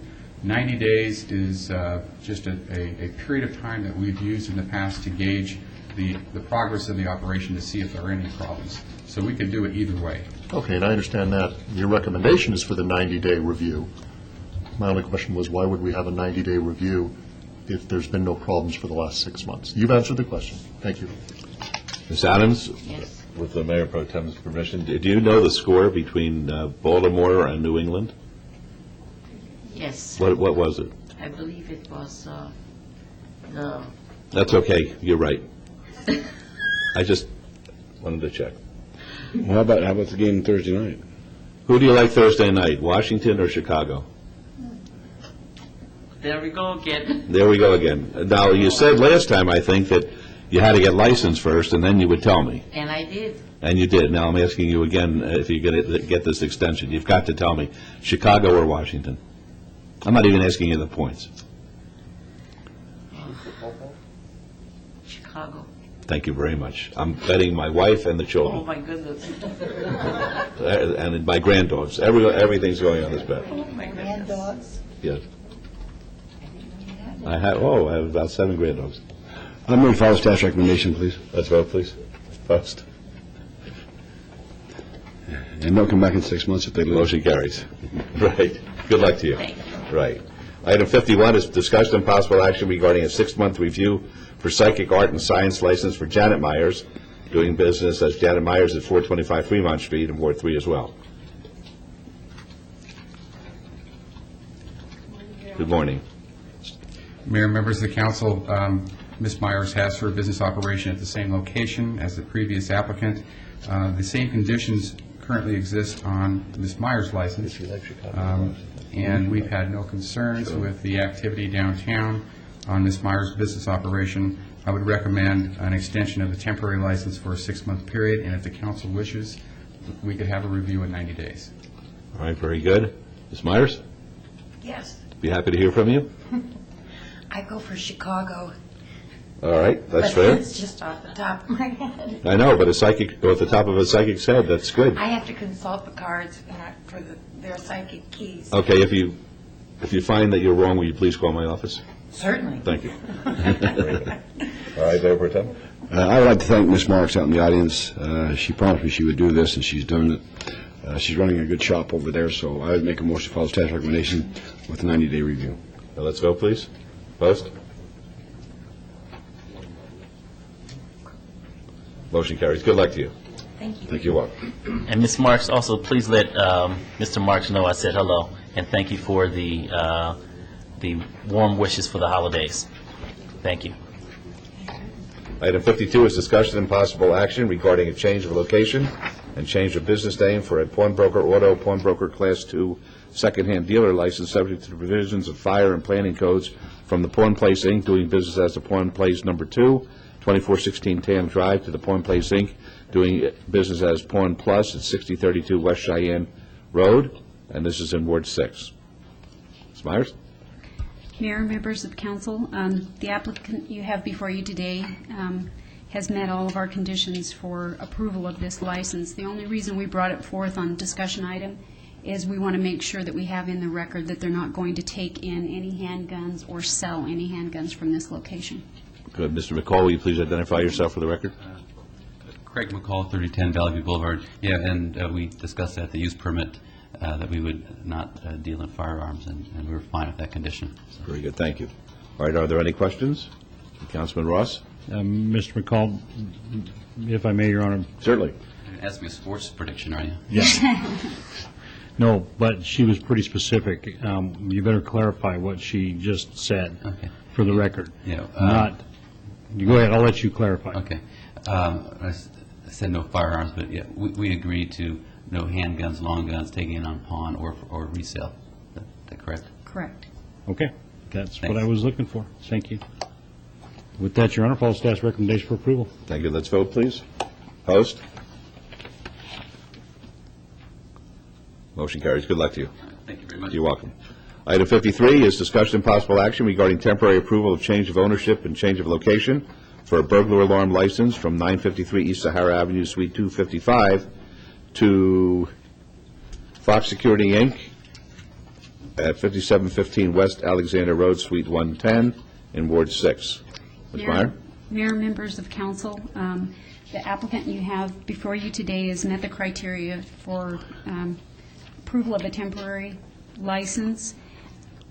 Basically, they're adding Miss Fox onto the license. So my recommendation would be to grant the temporary license following all conditions. All right, thank you. Folks? Mark Fox, Fox Security, 5715 West Alexander Road. We've been in business since 2001. Our lease expired at the previous location. We changed our address and moved, and I've added my wife Susanna onto the corporation. Thank you. Ms. Fox, did you want to be heard? Excuse me? Mrs. Fox, did you want to be heard? No, thank you. Yes, Okay. no, Very good. Okay, any questions? All right, Councilman Ross? Would move to follow staff's recommendation for approval. Let's vote, please. Opposed? Motion carries. Thank you. Good luck to you, folks. Item 54 is discussion and possible action regarding temporary approval of a new beer wine cooler all-sale license subject to provisions of the Planning and Fire Codes and Health Department regulations for 7-Eleven of Nevada, Inc., doing business at 7-Eleven store number 34007 at 7789 North Durango Road in Ward 6. Mayor and members of council, the applicant you have before you today has met all of our criteria for consideration of a temporary approval of this license, but I would like to clarify one thing if I would. The way it was agended is 7789 North Durango Road. That was the correct address at the onstart of the construction, but during the course of construction, it's my understanding that the address is now changed to 7785 North Durango Road, Suite 155. So I would like that That's not a corrected problem, for is the it? record. No, just let the record reflect that, Your Honor. Okay, good. All right, any questions? Folks, would you like to be heard? Well, I'm Kim Ryland, Secretary, and we're just excited about getting the store open, so with your approval. Very good.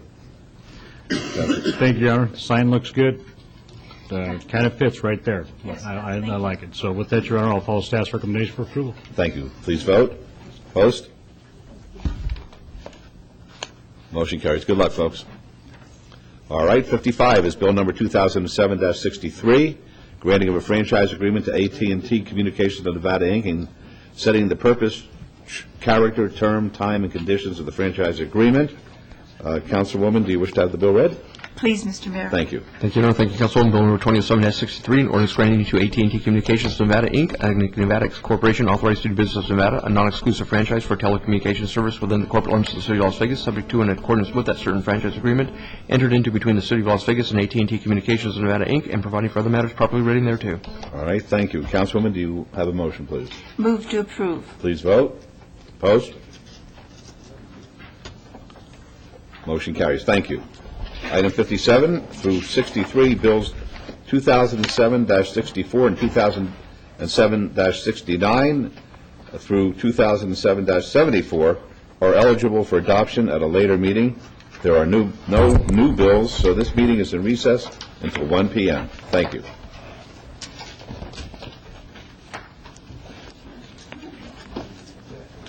better idea. I have a better idea. So,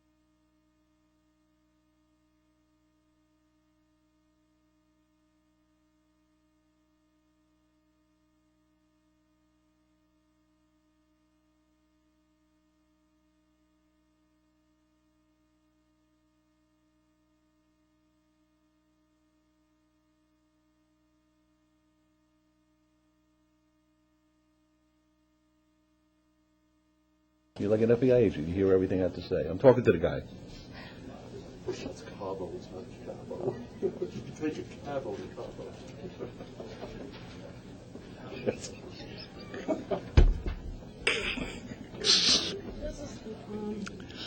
Oh, boy.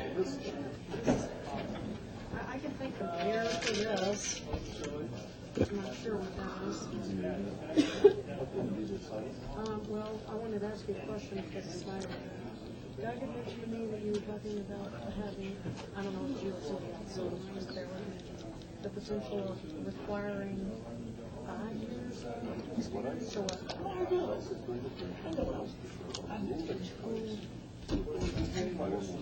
What's- Right. No, we have about 5 minutes.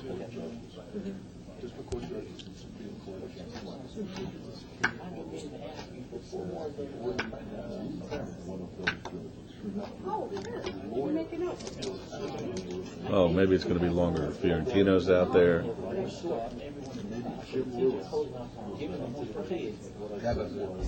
Tabitha's out there. Hi, Jeff. This should be fine. We would do all that, but it's not in the ordinance. You said 4, right? Yeah, you know, just make it 6. Yes, 3 minutes, I'm sure. Who's that?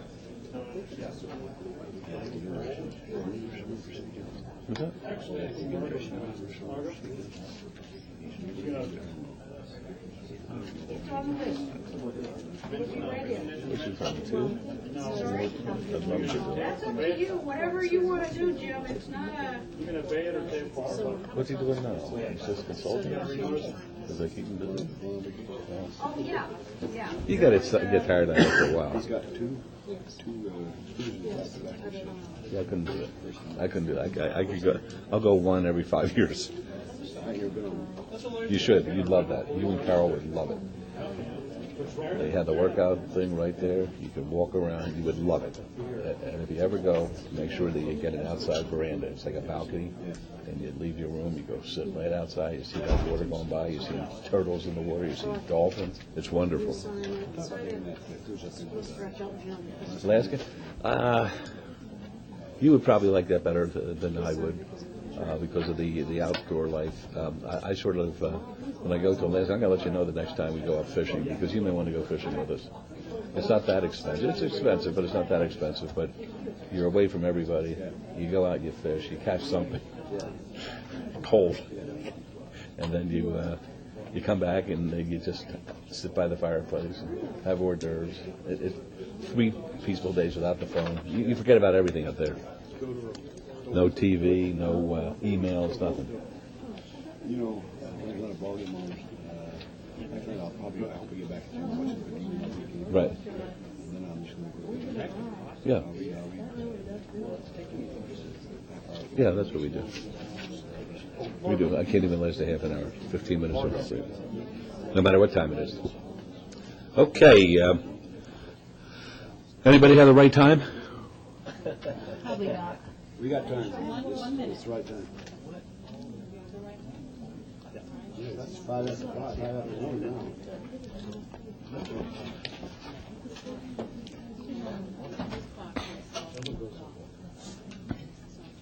Okay? Good. Good afternoon, everybody. Welcome to the afternoon session of the City Council meeting. Item number 64 is any items from the afternoon session that the council staff and/or the applicant wish to be stricken or held in abeyance to a future meeting may be brought forward and acted upon at this time. Mayor Pro Tem? Thank you, Your Honor. We have item number 66 to 67, extension of time 25,020 and extension of time 25,019. Azra Commercial Center, LLC, 4440 East Washington Avenue. I've asked that to be held in advance until our December 19, 2007 meeting. Item number 83 is a special use permit 24513, Iconium Corporation, LLC, 1311 South Casino Center Boulevard. The applicant wants that held in advance until our December 19, 2007 meeting. Items 84 and 85 is ROC 17721 and Site Development Review 17720. Cars DB4 LP, property at 6300 West Sahara Avenue. The applicant wants that held in advance until our January the 9th, 2008 meeting. Items 87 and 88, variance 23598 and a special use permit 23596, Donna De La Cruz, 5413 Hickam Avenue. Staff wants that to be held in advance until our December 19, 2007 meeting. Item number 95 is Site Development Review 18342, Shabbat Southern Nevada Inc., 4.01 acres adjacent to the west side of Vista Drive, 530 feet south of Charleston Boulevard. The applicant asked that to be held in advance until our January the 9th, 2008 meeting. And item number 98 is Vacation 23811, Kyle Acquisition Group, LLC, property north of Grand Teton Drive, south of Moccasin Road, between Pulley Road and Fort Apache Road.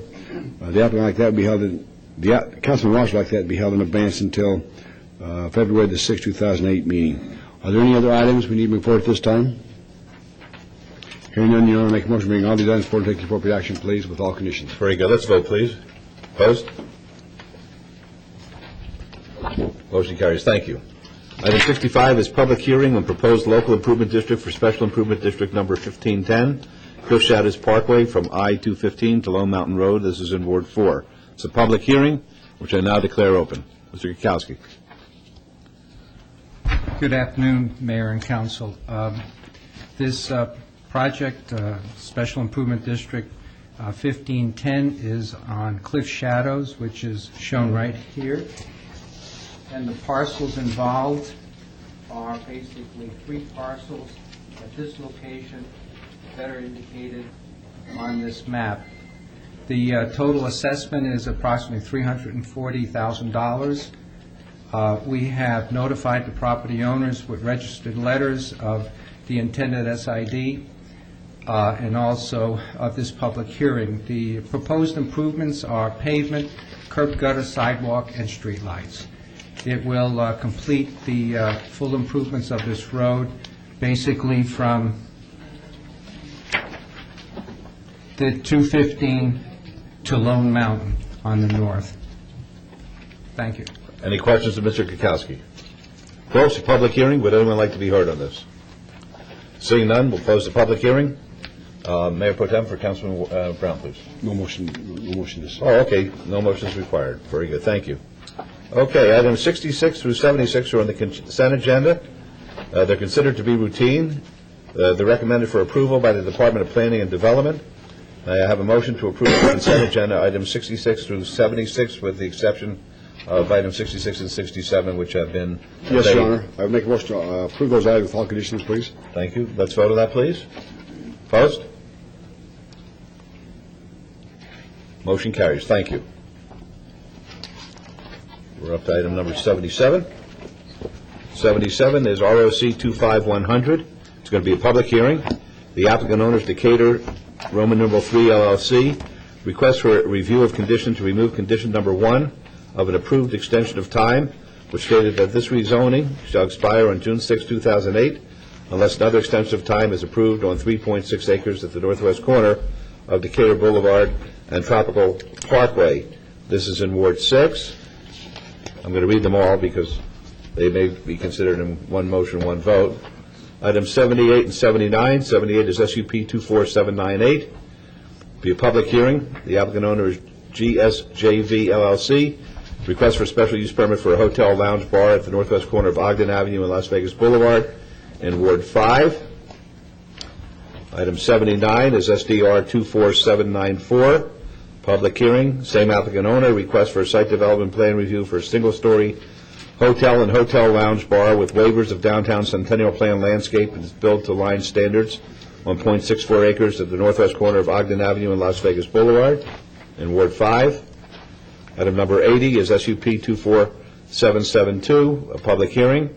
Applicant owner Rancho Del Mar LLC. Request for special use permit to add a proposed liquefied petroleum gas installation over 288 gallons to an existing service station without automobile repair, located at 3550 North Rancho Drive in Ward 6.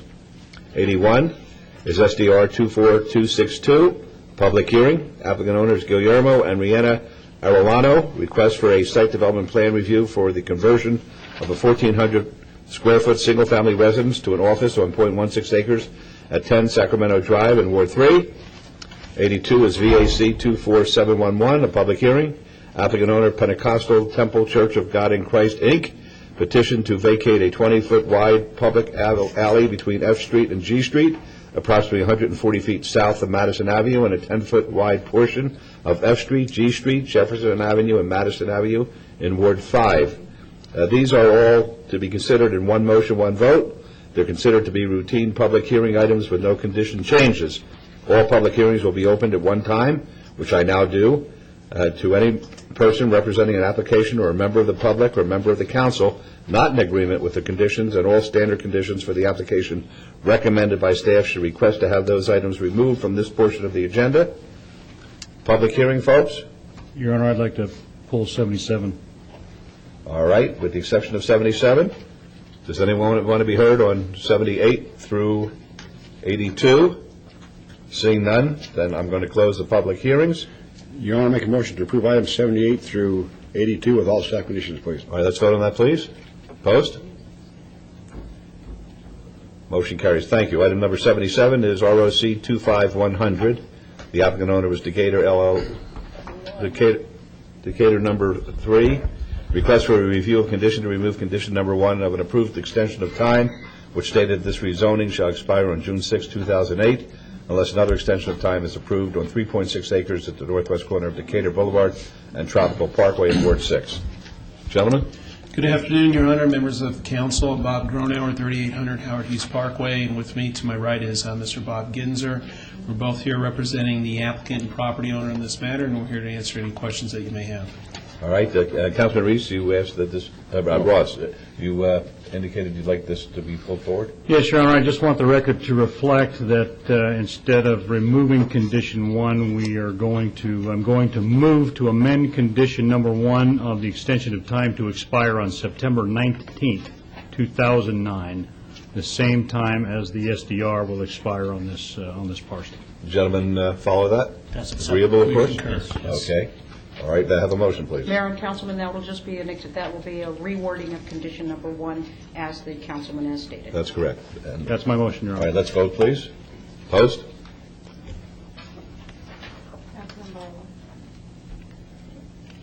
Motion carries. Thank you. Thank you very much. Good luck, fellas. I guess we'll go to the next book. Moving right along.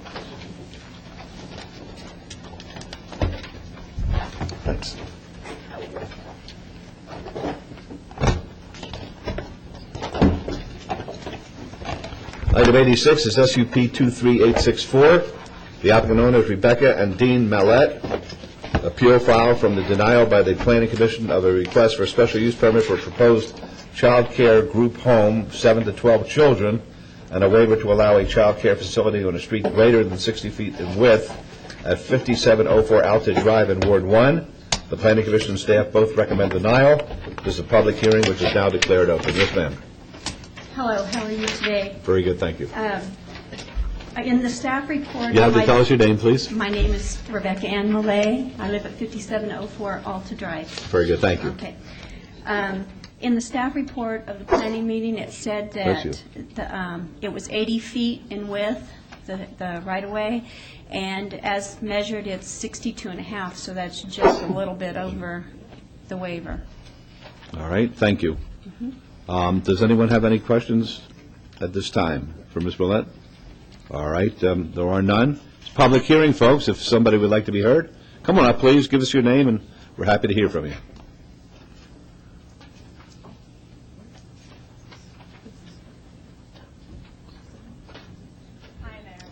Hi. Speak into the mic, please. I'm sorry. Hi, Okay. my name's Leilani Sampine. I'm one of Miss Millay's customers, I guess you could say. She's watching 2 of my children right now. One of them since he was 6 months old. He's 3.5 now. And my newborn, she's 5 months. And I think it would be wonderful if you guys could grant this for her because it's really hard to find good child care anywhere, especially in a city like this. And What does that mean? well, it's just hard to find childcare, Okay. and there's a lot of things that go on out here, and, you know, I guess I read a lot of reports about things that go on in Las Vegas, but... Well, we're pretty careful here with the city as far as child care facilities. Well, just in general, I mean, it's hard to find good childcare anyway, nowadays, just speaking, and for anybody to be able to use her services, I think it would be wonderful. I have never, ever had a problem with her. My children absolutely adore her, and I would never, ever... I couldn't even think of taking my kids anywhere else but her, and just to have the ability for other families to go to her, I think would be wonderful. Good, thanks for coming down, appreciate it. Would anyone else like to be heard? Yes, sir. Mayor, as they come forward, if you don't mind me making a comment. Go ahead, please. I just want to just share with the young lady who came up and spoke just now. Yes. It is difficult, no matter what city you're in, to find good child care, specifically when we're talking about your loved ones, your babies. So I'm not saying, in her defense, I don't believe she's saying the city. No, I know but just that. I know basically, that. you know, it's just tough just to find someone who you can trust to take care of your child. So I believe that's what she was trying to No, I share. appreciate that, too, of course. If you take your hat off, sir, I'd appreciate it. Thanks. Good afternoon, ladies and gentlemen. My name is Mike Hull. I live at 5705, or my folks live at 5705 for the last 17 years, and I've helped them and maintained a house. They've since passed away, and I've lived there, and I've witnessed no traffic problems across the street at all. I mean, I was there or lived there before Dean and Ann were even there with their child care center. So right now, I see no problems with traffic or anything else that would be out of compliance or anything. Very good, thank you. That's 5705 Alta. Right across the street from Very me. good, thank you. Thank you. Appreciate you coming down. Yes, ma'am.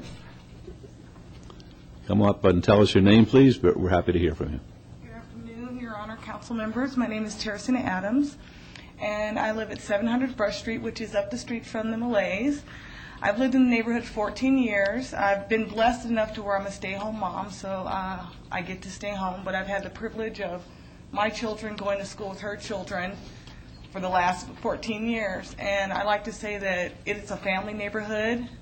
It's very rare where you get to know not just your neighbors across the street or next door, but in our neighborhood, we know the neighbors who are 4 or 5 blocks over and up the street. And it's one of the places in the neighborhood where we can say if something were to happen, and my children know that this is a safe place to go, and it's a welcome addition in our neighborhood. And I would be very grateful if you would grant this for their family. Thank you. Thank you very much for being here. Would anyone else like to be heard at this time? All right, seeing none, we'll close the public hearing. Councilwoman Tarkanian? Yes, the information she gave about the width of the street, I believe, is accurate, and I only pointed out now for in the future, it does not seem to be 80 feet. It's, in the measurements, it was just slightly over 60. So that wasn't as much a factor. The other factor was having an educational background and seeing how she did her daycare, it seemed exceptional to me, number one. Number two, we met with her and her husband, and we worked out plans that we could do in the front yard so that it would break up just having parking, see concrete there, and it would be safe the way the parking would occur. And so we added those conditions, which we've discussed with her and her husband, and they've agreed.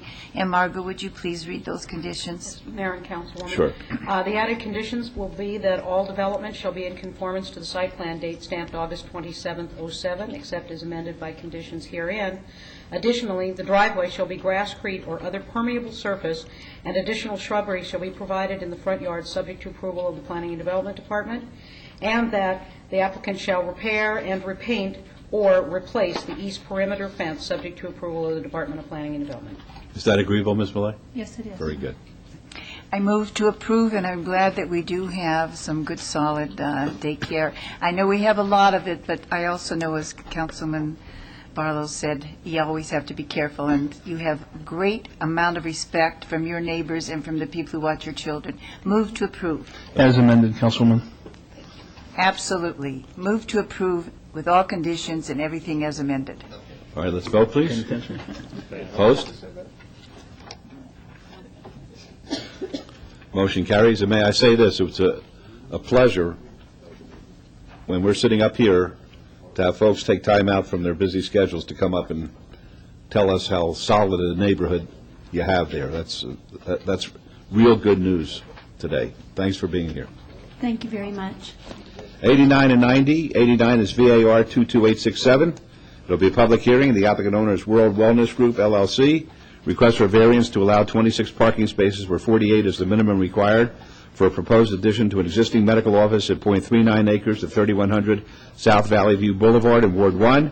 This application has been amended for 29 parking spaces provided where 42 spaces are required. The Planning Commission staff both recommend denial. 90 is SDR 21998, also a public hearing. Same applicant owner. Request for site development plan review for a 3-story, 3,970 square foot addition to an existing 2-story, 6,000 square foot medical office with a waiver to allow no landscape buffer along a 96-foot portion of the north perimeter and to allow no landscape buffer along the east property line on .39 acres at 3,100 South Valley View Boulevard. This application has been amended for a reduced gross floor area of 8,110 square feet from the original 9,970 square foot proposal. The Planning Commission staff both recommend denial. These are both public hearings, which are now declared open. Yes, sir. Thank you. My name is Joe Lawrence, Las Vegas resident. What we have done is hopefully make it a little clearer for the council to see the changes we made from the initial submission. If you can see where I'm pointing here, this was a series of storage garages that we were wiping out. They were and making 13 parking spaces, and we are going to require our staff to park there. We've identified on there that's for staff parking. That's additional parking. It's not some we took from someplace else. We gave up the storage sheds that we had been renting out. And with the present 26 and the additional 13 here, it does come up to the 42 required. Is common ownership among all three sections. Thank you, sir. Would you like to be heard, ma'am? Any questions? Please identify yourself for the record. Julieta Subu, Melvin's Green Architects, Project Manager, 68 Contreras Fiore, Henderson. All right, thank you very much. Folks, it's a public hearing. Would anyone like to be heard? Would anyone like to ask these lady and gentlemen any questions? All right, then we'll close the public hearing. Councilwoman Tarkanian. Mr. Mayor, I have not been informed as to these changes that have been made, so I really am not familiar with what you're talking about now. I was familiar with before, and I would have moved for denial before, because the difference in parking spaces was too great in that area. I have not had, until you said today what it was, I was not aware of what you were doing. I do apologize. I was going to call to request a meeting 9 days ago. I was called out of town to my family emergency in Little Rock. I got in at 1 o'clock this morning. When I got back and found some other members hadn't spoken to you or the council, I was disappointed, but the only option I have is to bring it to you now and show you. I do apologize. Intent doesn't give any merit, I know. No, but I understand. Sometimes those things happen. And that's all right, I understand also. It's just that I have not had time to encode this information and be able to determine if I would change what I felt before. And I was saying that before I did feel denial. So now, out of fairness to you, I would need more time, would have to obey this. I understand. So that's what I would like to tell you. For 2 weeks? Yes. 2 weeks is not sufficient? Okay, then there's a motion to obey for 2 weeks. Let's vote on that, please. Post. And we'll see you back here on the 19th. Thank you very much. Very good. Item 91 is SUP 24723. Public hearing. The applicant is John Bakhtari. The owner is Shirazi LLC. Request for special use permit for proposed delivery and service vehicle storage on 1.65 acres at 900 Stewart Avenue in Ward 5. The Planning Commission staff recommend approval, subject to conditions. It's a public hearing which is now open. Your Honor and council members, Greg Borgel, 300 South 4th Street, here representing the applicant and property owner. We appreciate the staff's favorable recommendation and that of the Planning Commission. We accept all the conditions, and I'm prepared to answer your questions. All right. Any question to Mr. Borgel?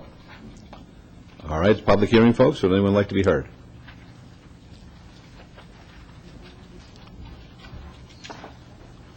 My name is Stephen Smith. I'm a Las Vegas resident. I live 100 feet from this property. This property was in a code enforcement problem over the same use, which was they had ice cream trucks on the property for many, many months. It went on for 10 months with neighborhood services. They finally left around September the 5th.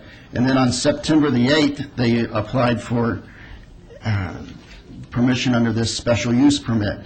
My problem is that the tenant that was using this property, as I understand it, cut the alley, and it's a 32-foot cut. It's 18 inches wide, and I'd like to show the picture.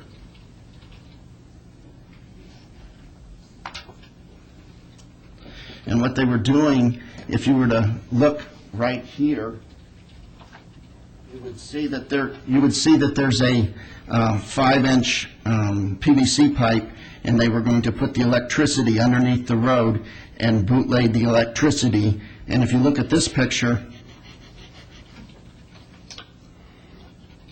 this is where the cross rails is where they had the things that you connect the electricity into so that the ice cream trucks could be used with their coolers and things. But there is no meter. As far as I understand, there was no permit. I did talk to the property owner. He said that he was told by the ice cream company that they had pulled a permit, but it still leaves the alley in this terrible situation. This has been filled in by one of the neighbors. My wife went through the alley. It was 8 inches deep, and her tire was destroyed, and so that's why I'm here. All right. Well, thank you very much. The record should reflect that Mr. Smith, Reverend Smith, wrote me an email yesterday concerning this matter, which we contacted Councilman Barlow's office on it. They indicated that they were aware of the situation. We were working on it, and today I see there was an email from Jorge Cervantes to Gina Venglass telling her to please get together with land development to require the property owner to come in for the proper permitting and to make the necessary improvements for this trench cut. I'm going to make those part of the record, if I may, Ms. Bridges. Thank you. All right. Public hearing, folks. Would anyone else like to be heard at this time? Yes, Mayor Pro Tem. I represented this area off and on for 12 years, and I talked to Councilman Barlow this morning. I can't support this application. I feel that what we're trying to do downtown, we're having a lot of people come in and invest money. If they want to store these kind of vehicles, they should go to an industrial area, an industrial park somewhere. I have some of these down in East Charleston, and they end up putting wire around the top of the fence to keep the vandals out and stuff. It's just not the proper location, Your Honor, and I cannot support this application. Thank you. Can I ask a question, Your Honor? Yes, certainly, Councilman Ross. Mr. Smith, and I'm not sure we've sent anybody out there from the city to look at this alley. Can someone from staff, probably Bart, who owns that alley? Whose property is that alley? The alley is dedicated right-of-way to the public, to the city of Las Vegas, public right. And Mr. Smith, are you saying they trenched across that alley? Yes, sir, I am. And it was under the watch of the present property owner. At some point, I'd like to respond to some of this. I hope so. Mr. Anderson, is it appropriate that we send someone out there from Public Works if we've got an accusation that someone's trenched across an alley that belongs to the public right-of-way without permits and backfilled and that sort of thing, so we can ensure that the safety of the public? I mean, this is kind of odd. Councilman Ross, if you will, before Bart answers the question, I've already had staff on top of this as far as addressing this item, and I'm sorry, Councilman. It's fine, and it is taken care of in the sense of the property owner has agreed to repair the trench and do it appropriately according to city's code, and so we're already in the process of working out the details, and I believe that's what Mr. Borgel was going to mention as well, as far as the rebuttal of what's being brought before us today. Mr. Borgel, let's talk about the bootlegged power tip. First of all, I entirely believe Reverend Smith's comment. This is not something that the property owner, who is the current applicant, had knowledge of. He has gotten rid of the people who did it, who haven't been there since as soon as the issue was discovered. And he has agreed, although he did not authorize or do the apparent damage to the road, to repair it at his expense and to get the necessary permits. So he's offered to make right for what his apparent tenant did without his knowledge or, for that matter, consent. So he's offering to fix it.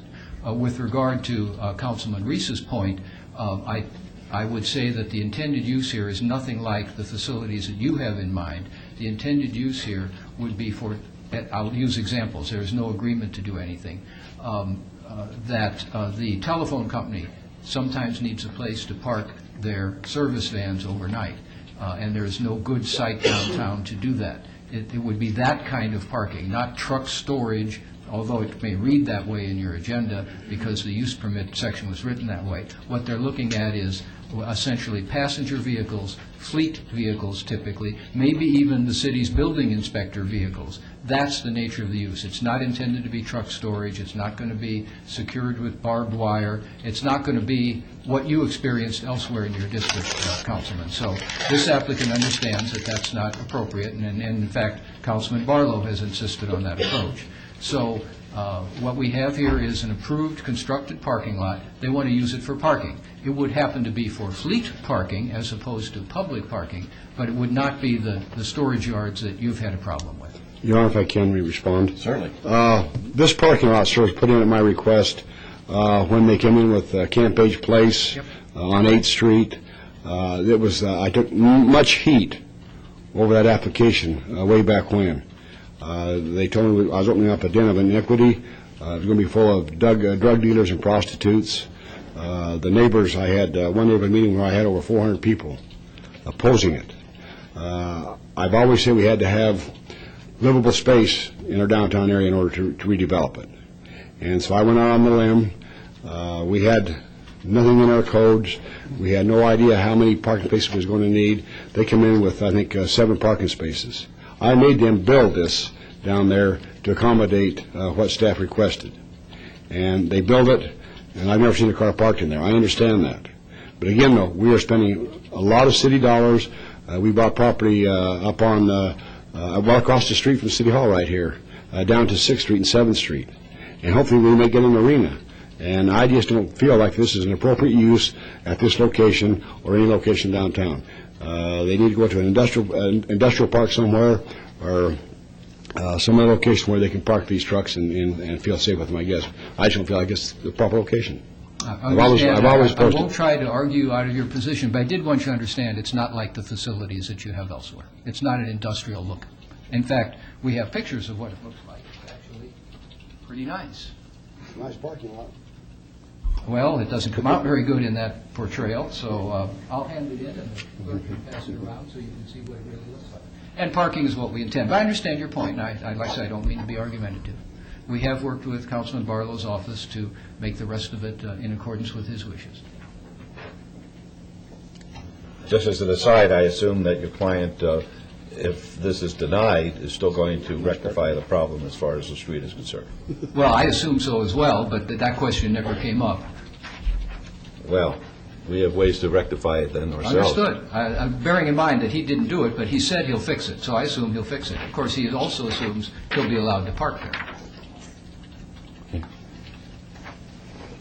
Councilman? All right, any other public comment? Yeah, thank you. Councilman Barlow? Yes, Mayor, thank you. For the record, I would like to establish some conditions. And Reverend Smith, thank you so much for bringing this to our attention and working with my office to rectify this problem with the alley. And rest assured that it will get taken care of. And I want to thank the applicant also for stepping up and assisting us with this to get this taken care of at the same time. As it relates to the conditions I would like to see set in this motion, Bart, I would want you all to agree to a few things. Number one, no barbed wire on the perimeter fencing or nowhere on the facility, being that it is gated, and the tenant will repair the alley damage prior to, if in fact we have to issue a CFO, or whatever the license that we will have to sign off on. We would like to have that taken care of first so that we can rectify the neighbor's concern. Also, no oversized vehicles as far as anything. I'm not sure as far as a weight size, if someone can assist me with that, but nothing larger than a passenger van. I would like nothing larger than that. No detached trailers as far as storing of trailers of any type. Only the parking of passenger vehicles and nothing larger than a passenger van, 15-passenger van is what the example I'll give you. And I mentioned the detached trailers. I don't want anything detached. So just the in and out of vehicles is what I would like to see. But also, and thirdly, or lastly I should say, is a 3-year review on this location, so that if in fact we're having some issues, because I understand and respect Councilman Reese's concerns that downtown we're turning it around and wanting to, of course, bring in the highest and best use developments that we can, and I believe that a 3-year review will give us an out if in fact that this isn't working out for us. We'll be able to come back and address it 3 years from now. So I would like to know if you will be acceptable to those conditions. Yes, sir. And with regard to your second condition, probably the simplest form is that there's to be no use of the property until the damage to the alley is repaired. Okay, then no use of the property until the damage is repaired. Thank you so much for the clarification. And that will be my conditions, and also move for approval of this item. All right, let's go to that, please. Councilman, Mayor, before you can I ask Councilman one thing? Sir. Did you mean to include no food service vehicles in there as well? I think that's a genuine concern of the downtown area. Mr. Borgalt has said it's for passenger vehicles. I don't know if that was a consideration of yours or not, Councilman. Yeah, we have no desire. We are pleased to be rid of those ice cream people, and we have no desire to have food service vehicles. Okay, then I don't have a problem with adding that condition as well, as far as no food service items. And that's a very good point also, Councilman, because it may lead into a rodent issue that we don't want to have to visit at some future date. So I would like to also add that as a condition, no food service type vehicles on the property as well. And that would be my motion. All right, let's vote, please. Thank you. Mr. Mayor, if I Yes. may, Public Works. Sure. If I can, I'd written down some words for the condition regarding the alley repair. Okay. And I'd like to read them and see if they meet your desires. The owner shall rectify the substandard utility crossing cut in the public alley adjacent to this site within 60 days of approval of this special use permit. All proper permits and security guarantees shall be obtained by the applicant in accordance with city codes and standards. We can add to that no on-site activities will be allowed until the alley is repaired. That will be my motion. All right, let's vote on that, please. Is that something you can agree to, Mr. Yes, Bordeaux, sir. as a representative? Okay, thank you. Then that will be my motion, Mayor. Very good, thank you. Let's vote. Opposed? Motion carries. Thank you. Thank you very much, and thank you for working with us, Councilman Barlow in particular. Thank you. And good day. And thank you very much. Very good. Thanks for bringing that to our attention, too. Items 92 and 93. 92 is SUP 24780, public hearing. The applicant is Nevada Partnership for Homeless Youth. The owner is University Board of Regents. Request for special use permit for a proposed social service provider at 818 East Sahara Avenue in Ward 3. The staff recommends denial, and the Planning Commission recommends approval. It's going to be a public hearing. 93 is SUP 24781. The same applicant, Nevada Partnership for Homeless Youth. The owner, University Board of Regents. Request for a special use permit for a proposed social service provider at 864 East Sahara Avenue in Ward 3. The staff recommends denial. The Planning Commission recommends approval, subject to conditions. These are both public hearings which are now declared open. Yes, sir. Good afternoon, Your Honor, Council members. Mark Fiorentino. I'm a board member for the Partnership for Homeless Youth, and I'm representing these applications on their behalf. Pro bono? Yes, sir. All right. I have a very brief presentation. I think your backup will reflect that both of these applications enjoy a fair amount of support from the community.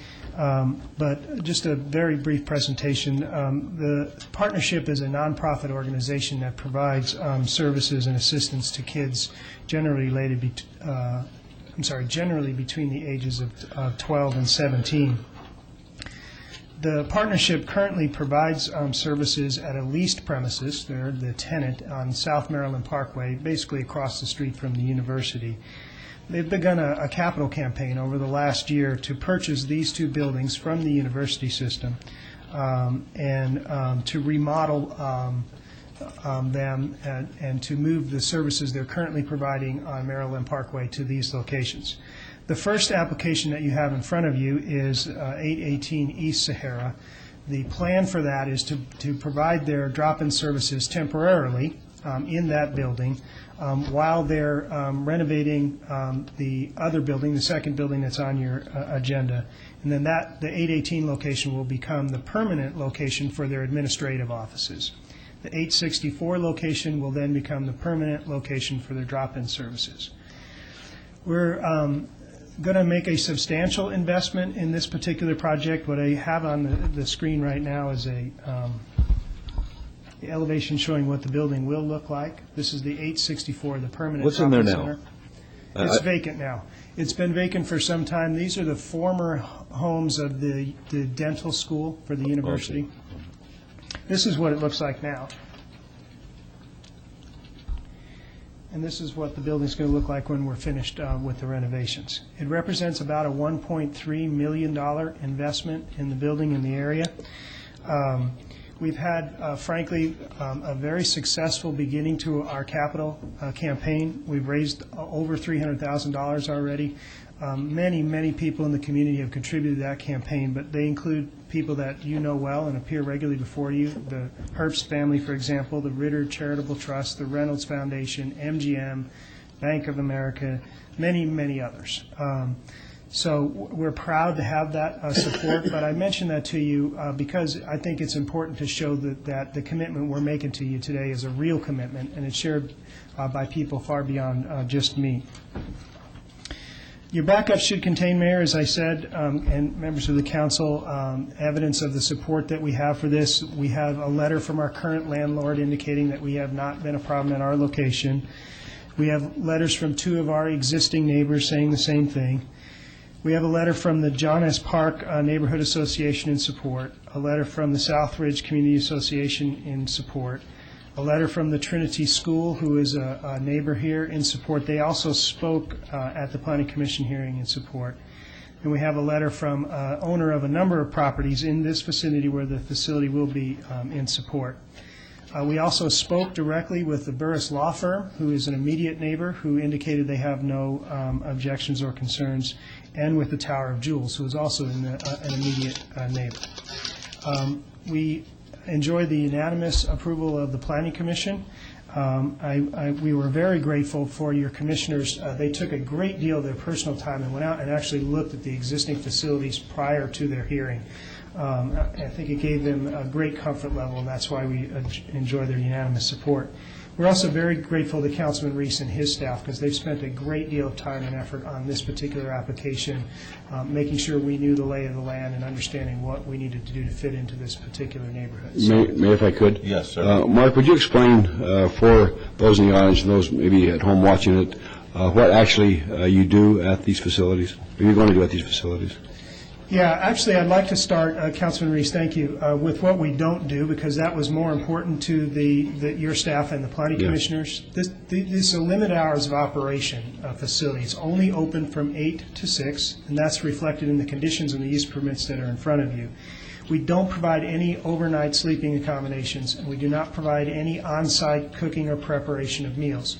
This is a location where kids can go to get goods and services. For example, we provide meal cards for them, either from Albertsons or local grocery chains or from local restaurants, so if they're in need of meals. We provide snack foods for them, like granola bars and that kind of stuff. We provide water, Gatorade. We also provide them referral services if they need health care or dental care. We provide them vouchers and referrals, all of the services located at a different location. Some of the older children also, because the partnership also does own some housing, not in this vicinity, but in other areas, in Henderson and in Clark County, we will provide referrals to that housing for them to apartments. We own apartments that they can use. But all we're doing is helping them. They have a limited stay. Their maximum stay in the location is 2 hours. That's also a condition on the use permit. So we're providing them help and assistance, but no overnight sleeping accommodations and no on-site preparation of food or meals. All right, thank you. At this public hearing, folks, if you'd like to be heard.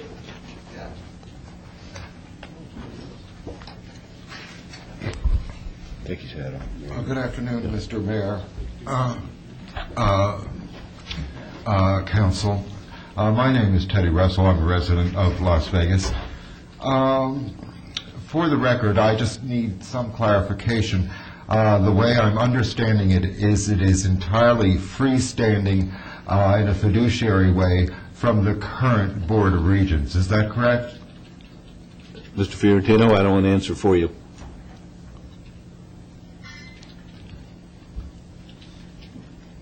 Your Honor, members of council, that is correct. The reason the Board of Regents appears on your agenda is they are the current property owner. If you approve this, we are ultimately going to purchase the buildings from them, and they will not be any longer involved. Very good, thank you. I would also like to state for the record that is quite often the case. This will be a model for the rest of the nation. I also want to say that I'm a fanatical supporter of the Black Mountain Institute, which will be a model think tank for the Aquarian Age. I recommend approval with all my heart. Thank you very much. Yes, sir. Bob Bellis, President of the John S. Park Neighborhood Association. I was also a program manager for Nevada Partnership for Homeless Youth for 2 years. I know the program is very well. As most of you know, that I try to protect the neighborhood and have a low impact on it. There really is no impact on the neighborhood. It's a great program. They run the Safe Place program, which is an incredible outreach program. And I also did a presentation with the Southridge Neighborhood Association, kind of give them an idea of what they do, and there was overwhelming support in that. And I also would like to say that with Southridge or the John S. Park neighborhood, or even with the city, that the media has kind of made it look like that, there was anti-homeless issues, and we keep saying it's really about something that has programs, and this is something that has programs, and it's a very good program, and we hope you support it. Thank you. Tom McGowan, Las Vegas resident. It's difficult to broach a topic like this because of its prima facie commendable appearance. But there are additional questions that have not been addressed and may not be. Number one, what kind of homeless youth? They're not just homeless, they have issues. What is the nature of the issues that predominantly impact the particular homeless youth in that age group. The second very important question is, what are the potential implications of any of the businesses, the commercial businesses located within the 1,000-foot vicinity of this site upon that may impact the homeless youth there? And finally, how do you cure homelessness in 2 hours? Anybody can tell me that wins first prize. So we're looking at a seemingly commendable facility and program, of course. But the issue goes far beyond this particular program and the John X. Park neighborhood and Ted Russell and other well-meaning people who find it very, very useful to speak in behalf of this facility without necessarily knowing all of the implications that go along with it. I'm concerned about the impact upon the homeless youth, not upon the Board of Regents or the John X. Park neighborhood or anybody else. The University District, sorry. It is the fact that these individuals that will be served by this facility will benefit to a certain very minimal degree. A meal at Albertsons or some local restaurant, which one? Which local restaurant welcomes the homeless people at any age group? If you can answer those questions, I recommend approval. If you can't answer them, I recommend you take it back to the drawing board and study it quite a bit more. Thank you. Thank you. Anybody else, please?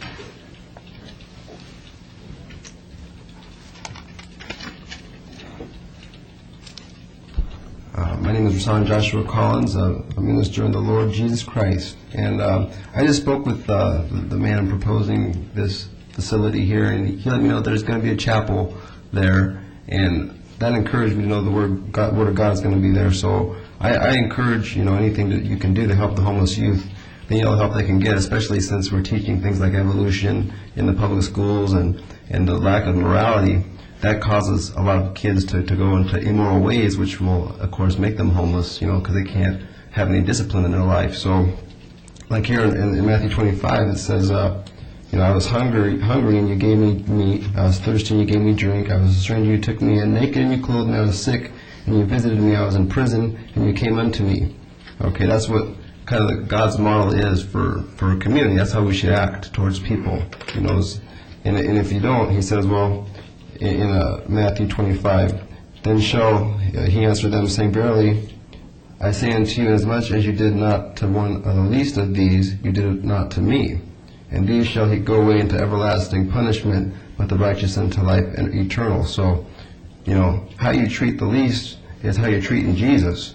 I encourage you to treat the youth as best as you can and provide whatever you can for them, because in this society of wickedness and immorality, gay parades are being promoted, and that's against state law, and the leadership isn't even, accounting for that, and they're breaking their own laws, state laws, and we need to do something to protect the youth. And Mayor Goodman, you said about child care. It seemed like you were concerned about that.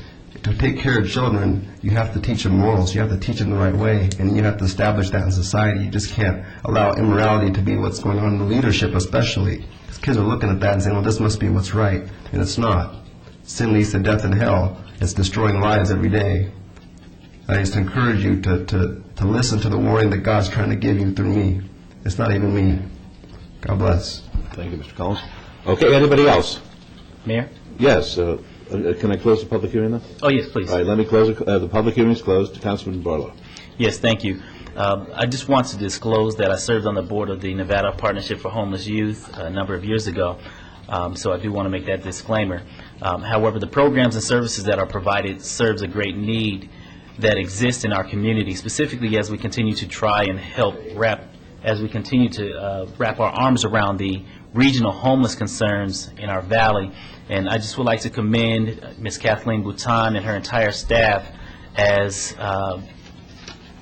being true role models as far as getting out and getting the job done on behalf of their clients.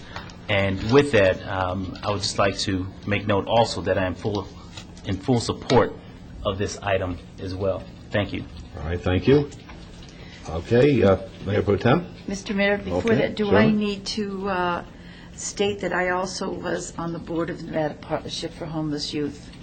Right, I think the only issue is it's good that we make that disclosure, but that doesn't affect your ability to sit No, freely. it does not affect my ability, except I Same do thing with agree that. it's a model program. Yeah, Mr. Mayor, Mr. Mayor, there's no problem here with NRS 281. The disclosures are correct, and there's no need to abstain for either councilman or councilwoman. Very good, thank you. All right, may I have a motion, please? Yes, Your Honor.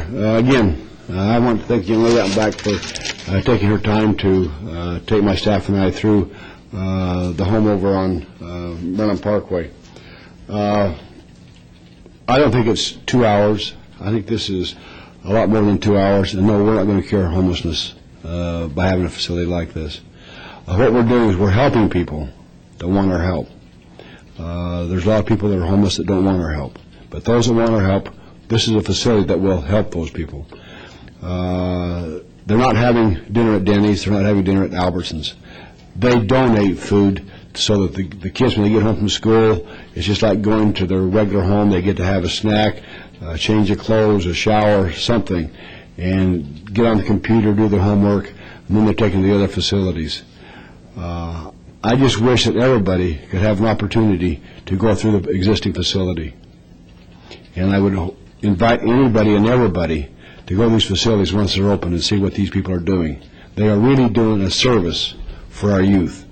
I've always said that a lot of times young people 14 to 18, you've already lost them. We need to spend more money with the smaller kids.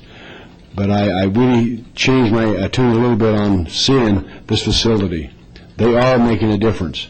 And I just can't wait to see. I have went out there and I have talked to some of the neighboring businesses. I had one gentleman tell me, he says, if you think it's all right, Councilman, we should be all right with us. I don't know whether that's a testimony on their part or for me or what, but I just feel like when you go out and you do your homework, that when you make these decisions, you're always making the right decision. And I applaud all those that served on the board. I think this has been a volunteer, an excellent volunteer period for you guys that have done this.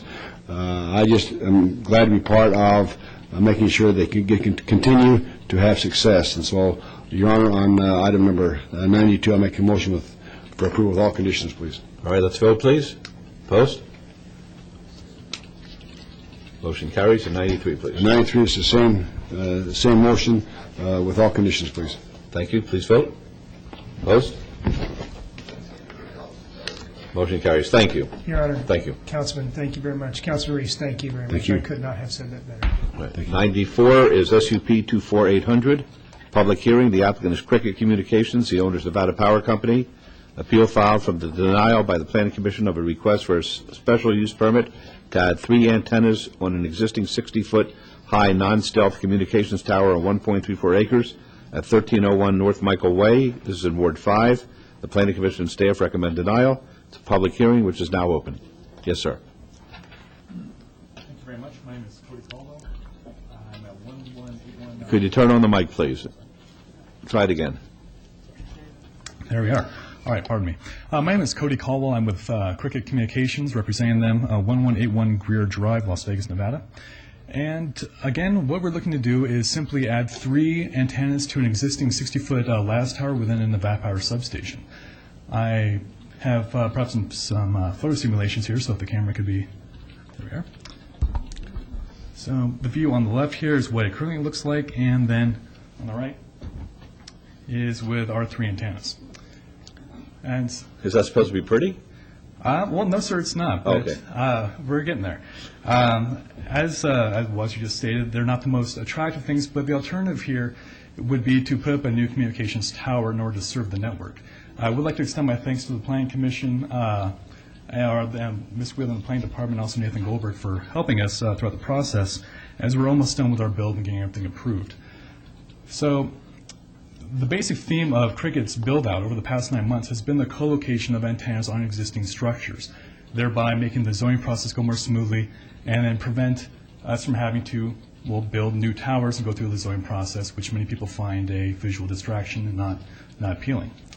So we found the towers, in the general vicinity, that were co-locatable, and we attempted to co-locate on those, namely one within a substation, considering when you co-locate on a tower, there's a number of criteria, 5, you need 1. This build meets two of those, one being that's an existing structure and two within a substation. The rationale being, well, if you're going to have antennas, why not have it in a substation which has sort of not an industrial field, but definitely a utilitarian field, since, well, we all know what the purpose of the substations are. So let's, add, what would seemingly be a little more appropriate than outside of a building or to a new tower. So just to give you a sense of what we're trying to accomplish with this site in particular.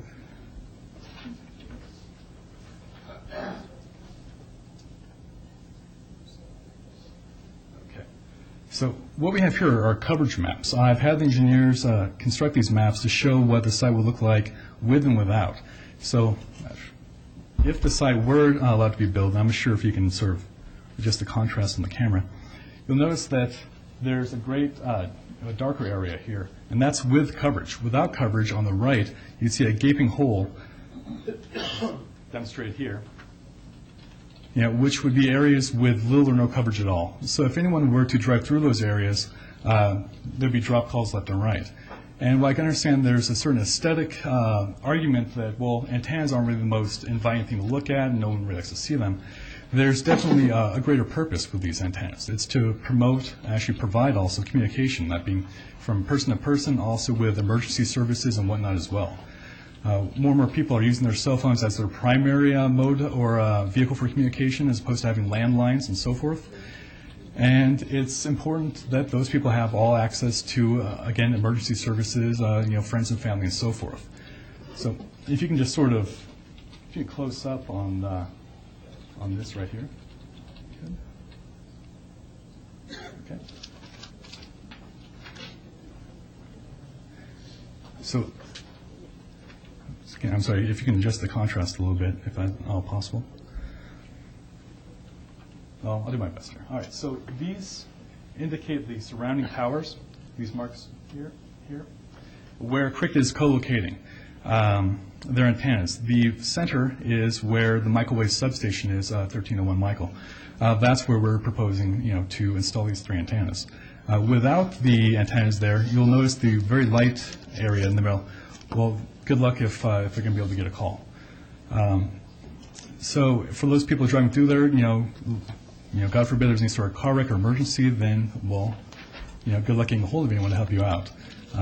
It's one of the things, which Cricket's also concerned with as well, just having, a full network where people can communicate and actually get on their network without having to worry about, are we going to drop calls here or there. So. Okay, has anybody ever had a lot of people who are smarter than some of us, and has anyone ever had a contest to try to design one of these so it is aesthetically pleasing? Because they're ugly, okay, that's number one. They don't get any prettier when they become palm trees. Right.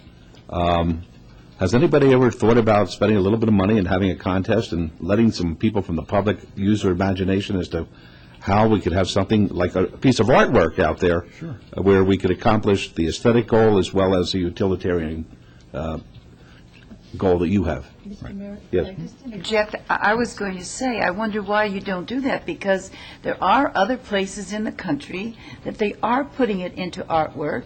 Sometimes they put it into crosses that are on churches, but they are doing a lot of that, and they don't have that ugliness. Right. And that's true. There are a number of people who actually try and make that their niche in the marketplace, developing more aesthetically pleasing cell towers and installations. However, for this location, there aren't any structures in the surrounding area that can provide the height necessary for the antennas to project and connect the network. So, Yeah, that's what I'm saying. You should have a contest.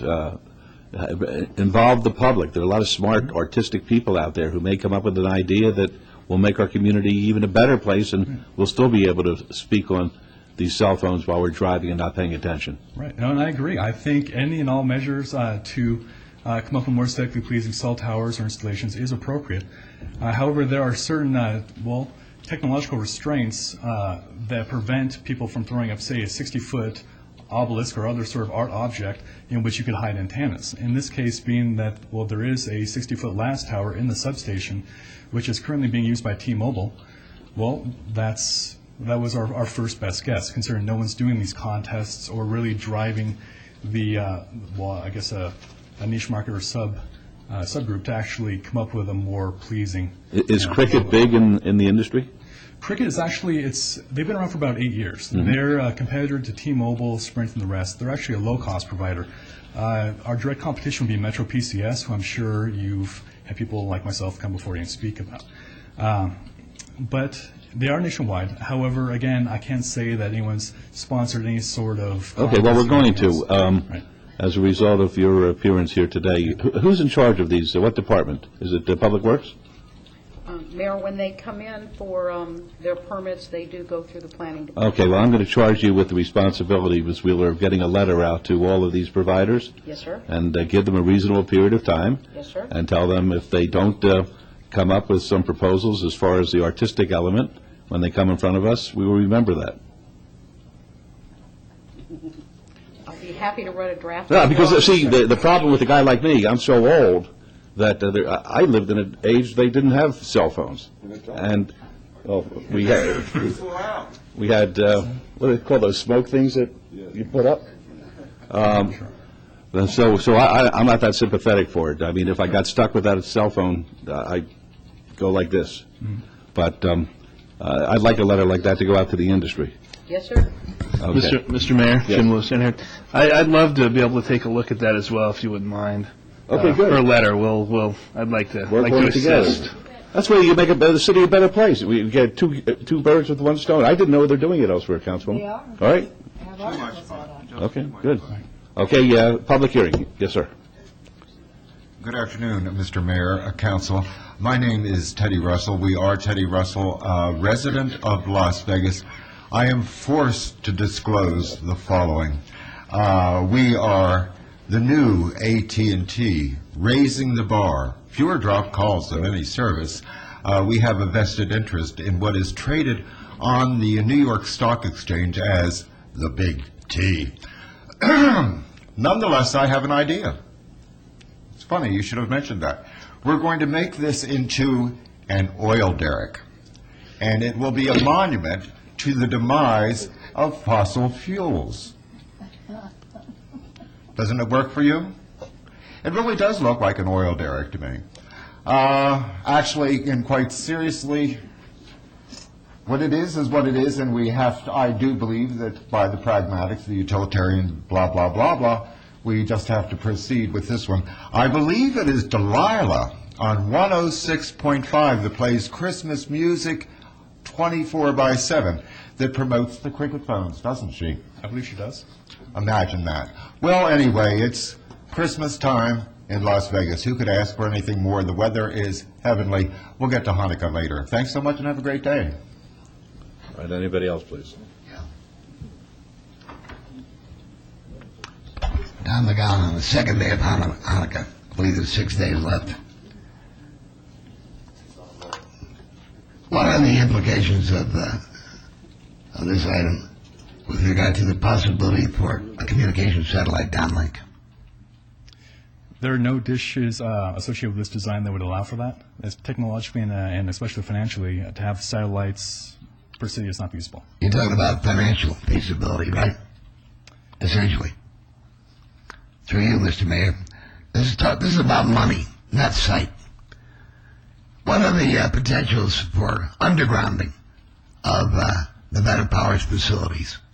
Not only in the west side, Ward 5, but elsewhere in the Art District, for example, where some of these substations appear prominent right in the middle of everything. And they cannot be otherwise situated, according to Nevada Power. My recommendation is, quite simply stated, deny all requests submitted by Nevada Power until and unless that company becomes a good corporate neighbor and finds a way to be less expensive to local residents and commercial business enterprises in Las Vegas, Nevada, and then think about whether it's sightly or unsightly. It's really a problem because Nevada Power is out for money, not for the public.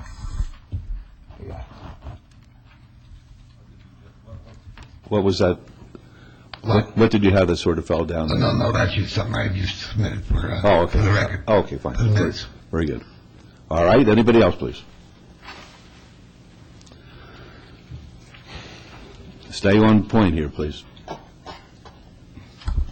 From what I understand, well, sorry, my name is Joshua Collins, and I've already introduced myself once, but from what I understand, cell phones cause brain cancer, and so I guess I'm just not in real support of cell phones, period. Just wanted to let that be known for your protection. And so, anyway, that's it. Thank you. Okay, anybody else want to help us out here? If I may make one quick comment, please? Just to address the last gentleman's comments, it's actually, there's no definitive study, and also both the American Medical Association and the American Cancer Society both have materials on their websites pertaining to cell phones, RF radiation, and there's no negative health effects associated with. Okay, everybody's protecting their interests here. That's good. Your Honor, if I can. Yes. I just need to disclose the fact that my daughter does work for Nevada Power Company. I haven't talked to her about this item. I have disclosed the fact from Nevada Power Company has anything coming for us. I feel comfortable in talking and voting on this item. Very good. Anybody else want to be heard? All right, the public hearing is closed. Councilman Barlow. Yes, thank you, Mayor. I would like to thank Mr. Caldwell for coming out and speaking with my staff in regards to this antenna cellular site that you have put a request in for. The neighbors in the area have asked me on several occasions how, in fact, I can reverse the number of antennas that are there currently, being that there's 10-plus antennas attached to that radio tower currently, or at least approximately that number. You've mentioned drop calls in the area. I've seen or been around long enough to know that a lot of the other cell companies have increased their coverage so that we can reduce the number of drop calls. But one thing I have not seen is the drop in fees to those of us who are customers. So I just wanted to put that out there, being that you mentioned the drop calls. But due to the aesthetics at this location, the oversaturation, and the residential non-support of this particular request, my motion will be to follow staff as well as Planning Commission's recommendation for denial of this item. And that will be my motion. All right, let's vote on that, please. Post. Motion carries. 96 is SDR 24254. It's going to be a public hearing. The applicant owner is Hot Endeavor LLC. Request for site development plan review for a proposed 3-story, 125-unit senior citizen apartment development on 5 acres adjacent to the south side of Summerlin Parkway at the west end of Silver Sky Drive. This is in Ward 2. The Planning Commission and staff recommend approval, subject to conditions. It's a public hearing, which is now declared open. Good afternoon. Ernie Frujaro, 4588 Coachman Circle, along with Melanie Schulte, the owner. We concur with staff recommendations. We'd like to thank Councilman Wolfson for working with us over the last year and a half. We think this is a great project needed in the area, and would accept your approval. All right, thank you. This public hearing, folks, would anyone like to be heard?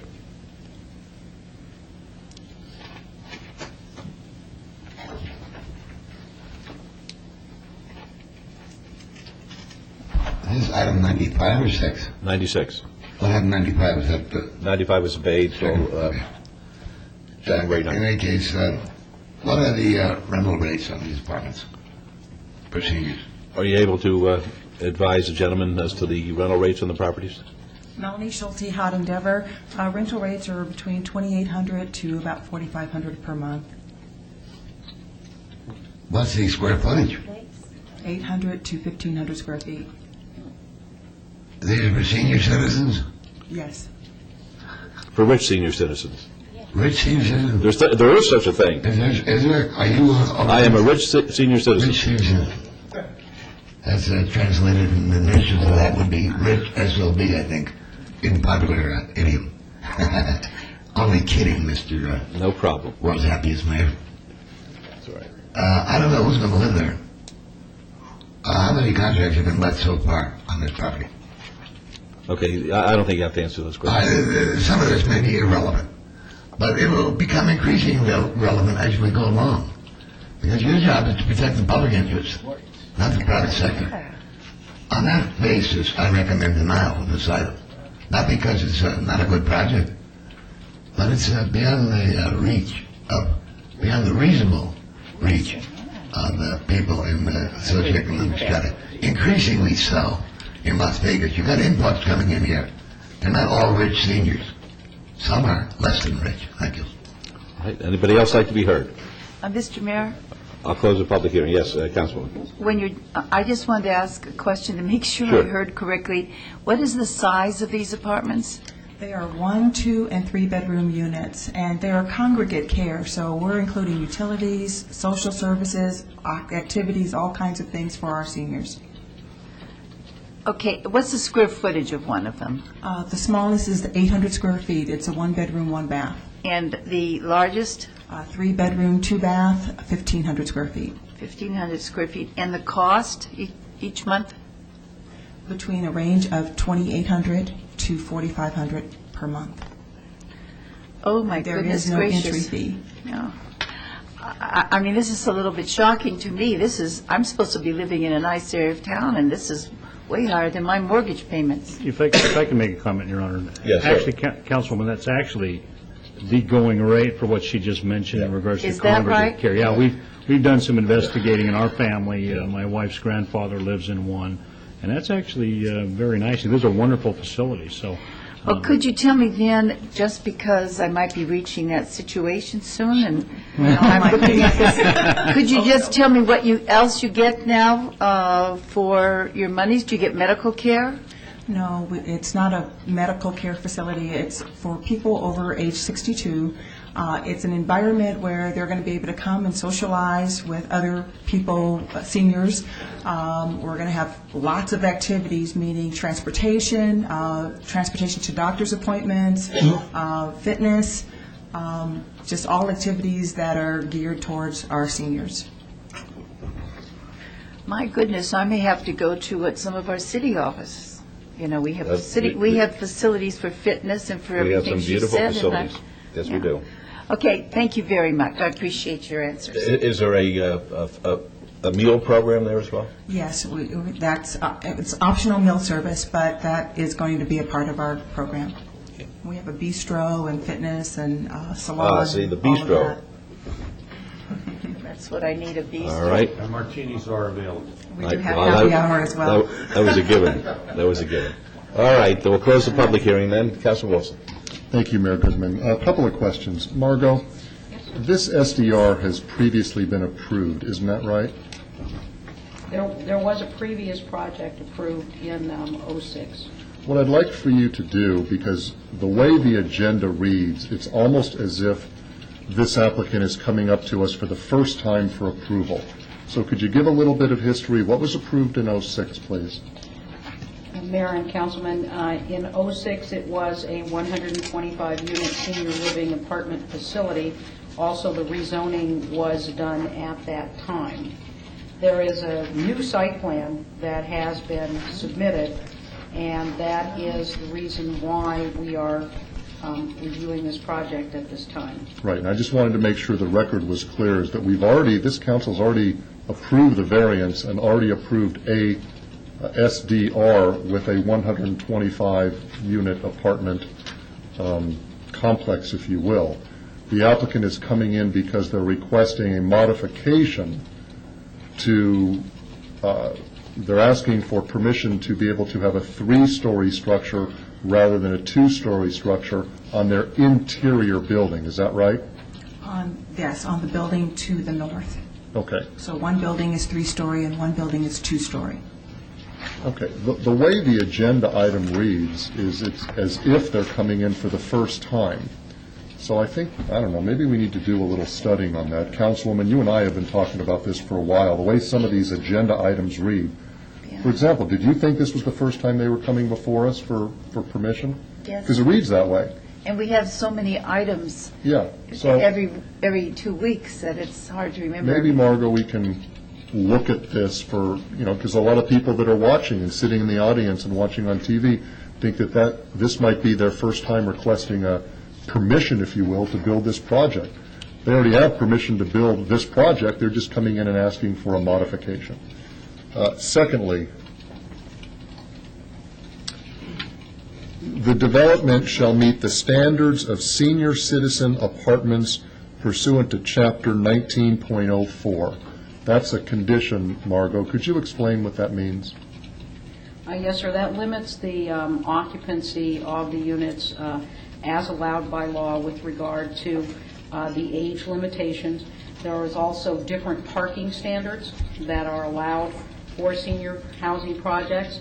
If the project were to change and to not be housing for seniors only, then they would be required to come back through a public hearing process and require a review all over again of the physical properties of the project in order to change the occupancy. Sure, and that's what I wanted everybody to be clear on.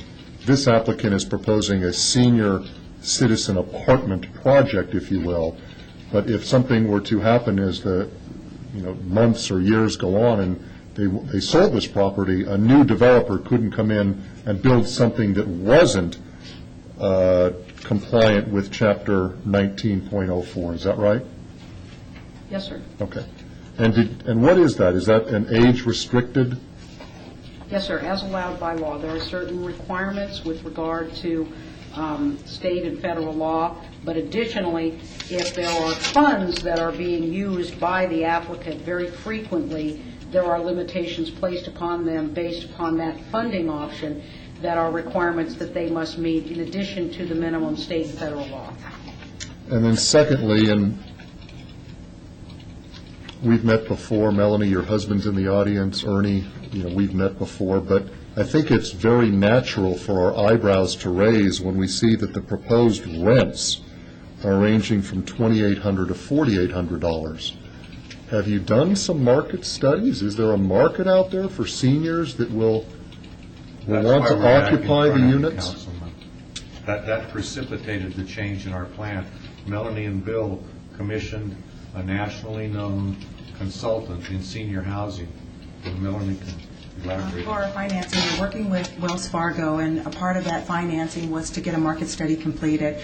In that market study, it basically said that these are the rents that we can get and what services we needed to provide for that rent and what our marketplace is. And there is a need in our marketplace for over 1,000 units, and we're only going to be providing 125. So you had a nationally renowned company do a market study of Las Vegas. He flew into town here and came in and looked at the competition and all of that and put together the market study for Wells Fargo as well as for myself. And that's when we came back and realized that we needed to change and modify the plan that we had before. Yes, I'd be glad to provide a copy of that to you. And that's great. I'm just, my eyebrows go up like everybody else when we see the rents for seniors. And what's the age restriction? Is it 65? 62. 62. So if somebody 60 years wants to rent, they couldn't rent under this proposed project. They have to be 62 or older. That's correct. And there's going to be enough people in the Las Vegas market, you think, according to this market study, that are going to pay a minimum of $2,800 for a somewhat small unit. Room and board. Mm-hmm. Okay, well, tell us, I know what room means. There are apartments for well, what does room and board mean, Ernie? Well, that's the part of the program where the ticket for what they want to eat is included in a Okay, see, I thought it was excluded when either the mayor or somebody else asked about the meal. Yeah, I was under the impression it was optional. I thought it was optional. It's part of this price? We are having a kitchen and a dining room and a bistro and all of the facilities. The seniors are going to have an election if they want to take the meals. Each apartment has its own kitchen, and each senior is able to do what they want to do. This is independent living. But if they need additional services, we are there to provide those services. That doesn't answer my question. Okay. If I pay $2,800 and I want to go have breakfast down in the bistro, am I going to have to pay extra money for the breakfast, or that's within the price that I'm paying? It's an optional service, so there's going to be 15 meals per month that are automatically included with the rent. And then if they want additional meals, they would be Well, I extra. hope your seniors take advantage, unlike my college student daughter. I pay for a meal plan, but she's eating out every night in the city. She's a rich No. Mayor and Councilman, can I? If you don't mind, I just want to make sure, though. So when a senior rents one of these units, they have a certain amount of meals as part of their... There's a base. Okay, and there's different plans. And whether they choose to do it or not is up to them, but they certainly can take advantage of it for within their rental price. Okay, I'm sorry, Councilman. No, and through the mayor, aren't there other amenities offered as well? I mean, this is not your regular apartment complex. This is, tell us about the living. I mean, is this indoor living? More like a hotel environment? I'm looking at the floor plan. They're all internal hallways so that they don't have to go outside per se. The previous plan had all outside entries, and we changed that to have indoor corridors for them to move around. Of course, transportation to and from doctor's appointments, to hotels, casinos, cultural events, all kinds of activities that we will have a What else? director. Councilman is 62 years old, and he needs a place. He's got the $2,800 and a couple of meals coming. How about cleaning? I mean, is he going to have to clean his own unit, or what? Once a week, housekeeping services. Well, there you go, I'm sorry. Councilman. Trying to hook you up That there. is included in that. For the record, I'm not 62. If I could, I wasn't going to say anything because I think this is a great service that she's providing, that they're providing at this location. My mother, I had to put her in an assisted living facility like this for the last 6 months of her life, and I got to tell you that the treatment she got was very exceptional. And yes, hers started out at about $2,300 a month. She lived down on Flamingo Road by Pecos McLeod. But again, with the food, with all the services she had to have, doctors help her, or nurses help her take her medicines and stuff. Anyhow, I ended up paying about $27.50 for the last 2 months that my mom lived. And again, it's the service that are provided. They had luau's. They had many things that my mom was able to go to. They had movie night. They had the big screen TV. There were just many things that my mom enjoyed at a facility like this. We look at it as being very expensive, but the care they get, I don't know how you can pay for it. And I just thought to throw that in. No, thanks. And through the mayor, I appreciate the comments of you, Councilman Reese and Councilman Ross, and all my colleagues, because I think for most seniors, this would not be affordable. But for many, it will be affordable. You know, whether it's 2% or 1% or 3% of our seniors, there are some seniors that choose to rent and not own and choose to have this kind of care. You know, and I could tell my own story about my own parents. So although most seniors probably couldn't afford this, there are some that can and wish to.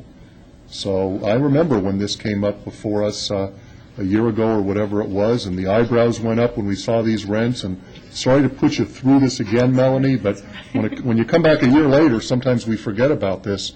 And this congregate care is unusual. It's not the norm, obviously. It is fairly new, but there's getting to be, from what we're seeing, a lot of people are doing this in all markets all over the U.S. Sure. And the transportation, like you talk about the transportation, the doctors and the casinos and the hotels. The stores just that's for free. shopping. That's free. Part of, they don't have to pay for a cab. And their utilities.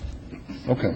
Okay. Do any of my colleagues have any other questions? No, Mr. Mayor, if I Yes, might sir. just comment, I just think it was the way it came out of me anyway that I misunderstood, but I understand now. Mm-hmm. I have some friends who are living in situations like that back east.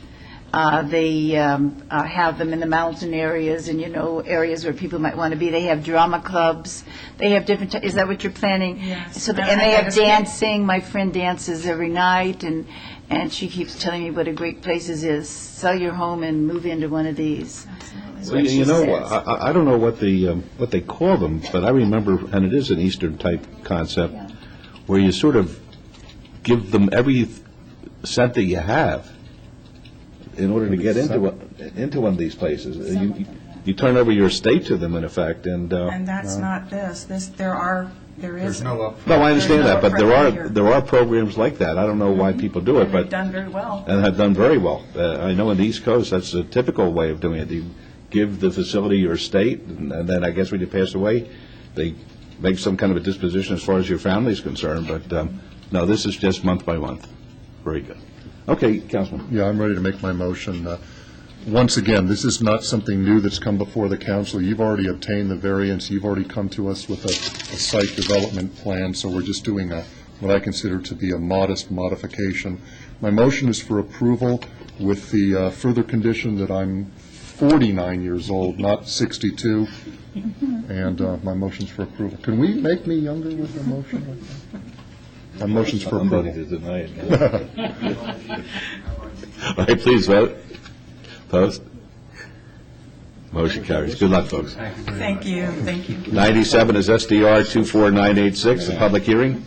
The applicant owner is API Nevada Properties, Inc., a request for a major amendment to an existing site development plan review to decrease parking for a proposed plaza at 233 South 4th Street. It's in Ward 3.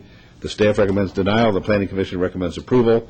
Subject to conditions. It's a public hearing which is now declared open. Gentlemen. Good afternoon, Mayor and City Council. We're here regarding SDR 24986, which is a request for an amendment to an existing approved SDR 13532. To give you a little background on the facility, it's owned currently by API Nevada Properties. They have... please state your name for the record. I'm sorry, Sean Mitchell, Jones Greenwald Architecture and Interiors, 4750 West Flamingo Road, here on behalf of the applicant, API Nevada Properties. Thank you. API does have an existing facility in the county. It's called the White House over on Joe W. Brown and DI. Their goal is to transplant that facility into the third floor of this new building. The first level we're looking at for a rentable exhibit space on more of a boutique type scale. We're looking at about anywhere from 500 to 1,000 people at any given time for product venues and events for companies like Moen Faucets, Coca-Cola, those types of things. Second floor facility, still owned by the same owner, is going to be a conference room facility along the same lines of occupancy. That's for any sort of meetings there throughout the day, scheduled by various different companies. Third floor, as I spoke of before, is going to be the transplanted existing White House facility that's going to go up on that third floor. We're here, like I said before, to an amendment for the existing SDR that was approved. Reason we are back in front of council is to discuss, basically, during the process of getting approval for that SDR, we were having a site survey, ran into some site measurement discrepancies that, in order to conform to Title 19 parking standards, basically kind of dwarfed our site and made it an undesirable parking situation for us, not only for the owner, but for a visual situation as well. So we kind of went back to the drawing board and thought of ways that we can go ahead and better beautify our parking area while also offering the needed parking for the facility. We were able to have agreements stated, which you'll find in your packet, with Douglas Parking, which is directly across the street within the 300-foot requirement. That offers about 320 spots. We also have agreement with Fremont Street Parking, which, as you know, they have about 1,300 spots in there. Both of those facilities have said that they can definitely offer us parking per event as needed. With that in mind, after we had that kind of taken care of, we looked at turning our existing parking lot location, which, if the camera can zoom into here, as I said before, our measurement discrepancies left us with this site plan that was a bit dwarfed, only offering about 9 or 10 stalls. So we went back to the drawing board and created an outdoor pavilion area with a location on the 4th Street side that had a location for public art, displays, those types of things. We are offering on-site 3 handicap parking locations, our loading zone shuttle location. But again, we have offered standard parking at the adjacent facilities at Douglas Parking and Fremont Street Parking. So with that... Yes. Do you have an agreement signed with them? We do. At the back of the packet, you can see that there's a letter from Douglas Parking and also a letter from Fremont Street that both have signed. They agree to enter into contract with MEET for their parking requirements, or for their parking needs, excuse me. I did speak with one of the main directors of API Nevada Properties, who has since spoken to the director of Fremont Street. And how they're going to handle it is, if they have an event come in where they know they're going to have about 500 people, they can go ahead and call ahead of time, anticipate, let them anticipate we are going to have this much traffic. In that packet I give you, we also have an anticipated day-to-day site traffic flow. That's more of an analysis for a per floor, what we anticipate we're going to have people coming. The breakdown varies, quite possibly 60% are going to be people driving, that includes taxi. The other 40% is going to be people coming via shuttle. One of the main goals of the applicant here is to, with this type of facility, start to have people that are coming in from out of town and having them stay downtown. So hopefully a good majority of this is going to be foot traffic coming from Golden Nugget or various hotels in the area that we can get them to this facility. Okay. Thank you very much. It's a public hearing, folks, if you'd like to be heard. Good afternoon. My name is Teddy Russell. I'm a resident of Las Vegas. I have a question. I'm not terribly sure I'm familiar with your original White House operation. Would that be the one that was in the Greek Isles? No, the original White House is over on DI and Joe W. Brown, and actually it's a facility that teaches, it's an adult training facility. They teach payroll software to various companies. They do that throughout the year. In their downtime, they host smaller events that can come in there to use the facility as a small banquet meeting facility. That, in turn, actually kicked off the idea to purchase this property downtown and expand on that to offer, like I said, a larger boutique-type event facility. Okay, I'm still lost in the haze. Is this an entertainment or an educational? Third floor, it's kind of a mix between both. Third floor is for educational purposes, but it's private sector and educational. Down below, this is going to be for private business as well. Like I said, Moen Faucets or Coca-Cola or any one of these companies is going to rent out this facility. They're going to rent out the first floor facility, quite possibly the pavilion promenade area for product displays or events or launching of new products, various types of things, more catered toward the exhibit and convention lifestyle, but like I said, on more of a boutique type scale. Well, as all the world knows, there is no Christmas without Coca-Cola. I must disclose that I'm a major no. Actually, everything that you're doing here is, I go by that like 50 times a day. It was an intriguing thing to watch because of the way they've gutted it, and it stands somehow defying gravity at the present point. It's an excellent idea. Anything that does anything for the Fremont Square situation, I think it's a win-win situation. It's an area that also needs some kind of an uplifting. I'm really wondering, and this is not apples and oranges, but I thought there was supposed to be an expansion of another tower for the Fitzgeralds. I don't know what happened to that. The existing tract of Fitzgerald's is in perpetuity, the Masons chapter number 32. I'm entirely in favor of this project and recommend approval. Thank you very much. Okay. Anybody else like to be heard? Tom McGowan, Las Vegas resident. It's interesting to me how so many of these agenda items have questions just simmering under the surface that aren't necessarily addressed by the council or the applicant. And incidentally, Fremont Square is located approximately 1 block north of this property. So this is not on Fremont Square at all.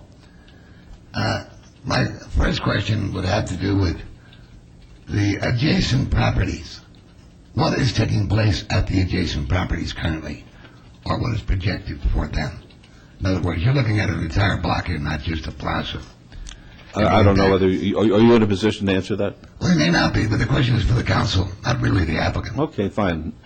So that's one of the questions I would think the council would be interested in. And the second question is, how many events per year will take place at this facility? And that's for the applicant. Okay, I'll answer for that. Hopefully 365. Really? Well, in that case, we can rename it whatever the name of this is, because I was under the impression that this is the public city of Las Vegas, Nevada. If we have what amounts to another World Market Center here, I don't think that's needed downtown. You already have one. But it's a good idea. It's a moneymaker, which is clearly why they're in it. But I really question what the benefit will be to all the residents of the city of Las Vegas. That's who owns the city. All right, anybody else like to be heard? All right, seeing none, I'll close the public hearing then. Mayor Pro Tem. Yes, Your Honor. Thank everyone for their public comments. We all know why staff recommended denial on this item, but I think with the signing agreements for the parking, I think we do want to create the atmosphere downtown where people can walk and associate with one another on the sidewalks and stuff. So I'm going to make a motion for approval of this item with all conditions. All right, let's vote, please. Yes. Could I just ask, because I'm not understanding here, if you were to define, somebody asked, what's your building for? Is it conventions, or are you saying that one floor would be offices and one would be convention? I didn't quite understand. Yeah, given just the programming and I guess spatial requirements that we have, first floor for the most part is going to lend itself to a boutique type convention. Second floor is set up and designed to Small be conventions, small right. convention, correct. Second floor is more designed to be a floor for conventions, or excuse me, for conference area. So they're going to have teleconferencing, those types of things. They can have small gatherings in there, but it's not entirely suited for that or designed for that. Third floor is the White House facility. That's the adult training facility. That's more so going to be catered towards computers, small, classrooms of 27, 28 people.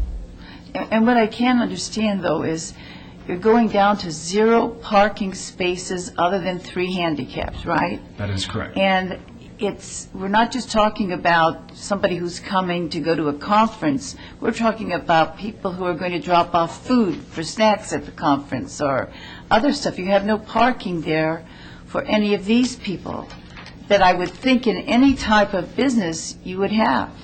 If a plumber comes and he doesn't have, you have an emergency, would he have a parked place? You're saying that you have permission from other places near you, but usually these are, especially if you're carrying food or something catered, that you'd almost need to have a parking space for, even one or two. That's understandable. We do have a proposed loading and shuttle drop-off that is designated for items that you're stating. I see. Typically, in those events where we're going to have those sort of utility vehicles coming on site, we're most likely not going to have an event, which means our property isn't going to be maxed out, so to speak. So we're intending that shuttle and loading zone offered that location for the items that you addressed. And Councilman Reese, you've looked into all this and you feel comfortable with the parking? Well, again, what are we trying to create downtown? We're trying to create an atmosphere downtown where people can walk and go to different kind of restaurants, bistros, the entertainment district. This is just an added thing. We're going to get people downtown during the day. Maybe they'll go to the entertainment district at night, walk down there.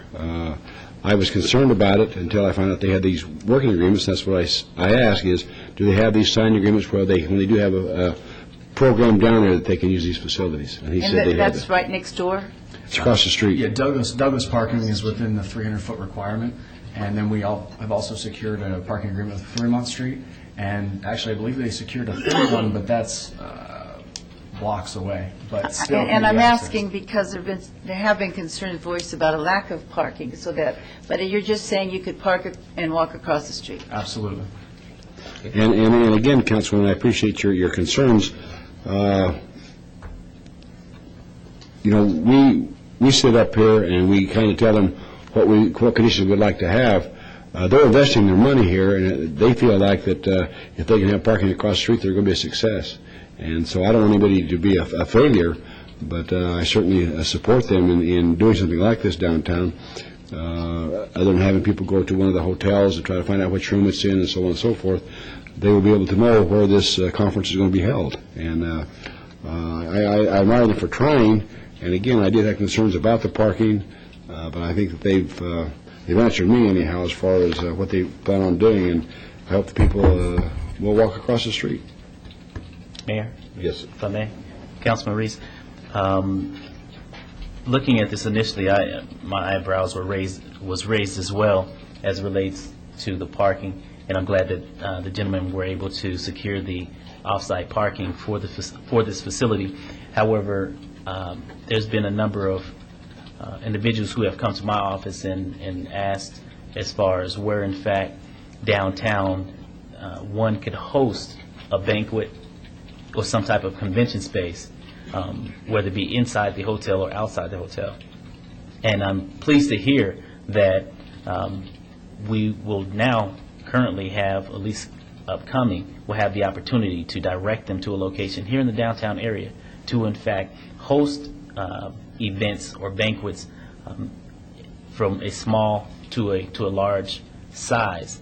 And so I wish you much success in the process of this development, and truly hope that those individuals that come down to participate at your location will also spread their funds around the downtown area as well to the smaller venues, so that we can continue to increase the foot traffic, as Councilman Reese mentioned. So I will be voting in approval of this item. Thank you. All right, let's vote, please. Post? Motion carries. When will the renovations be completed? Right now, we're going through structural renovations, which will be complete sometime close to hopefully mid to mid-February, and we now can schedule our express plans check to go through for our tenant improvements. And you have all your financing for it? For the build-out? Yes. Absolutely. Very good. Yes. Thank you. Thank you very much. Good luck to you. Appreciate your time. Okay, 99 is ROC 25311. Public hearing, the applicant owner is Farm Mini Storage Partners LLC. Request for a review of condition to remove condition number 1 of an approved site development plan review, which stated the maximum building height of the storage building shall be 33 feet from natural grade, and replace it with a condition permitting a building height of 36 feet 8 inches at 8424 Farm Road. This is in Ward 6.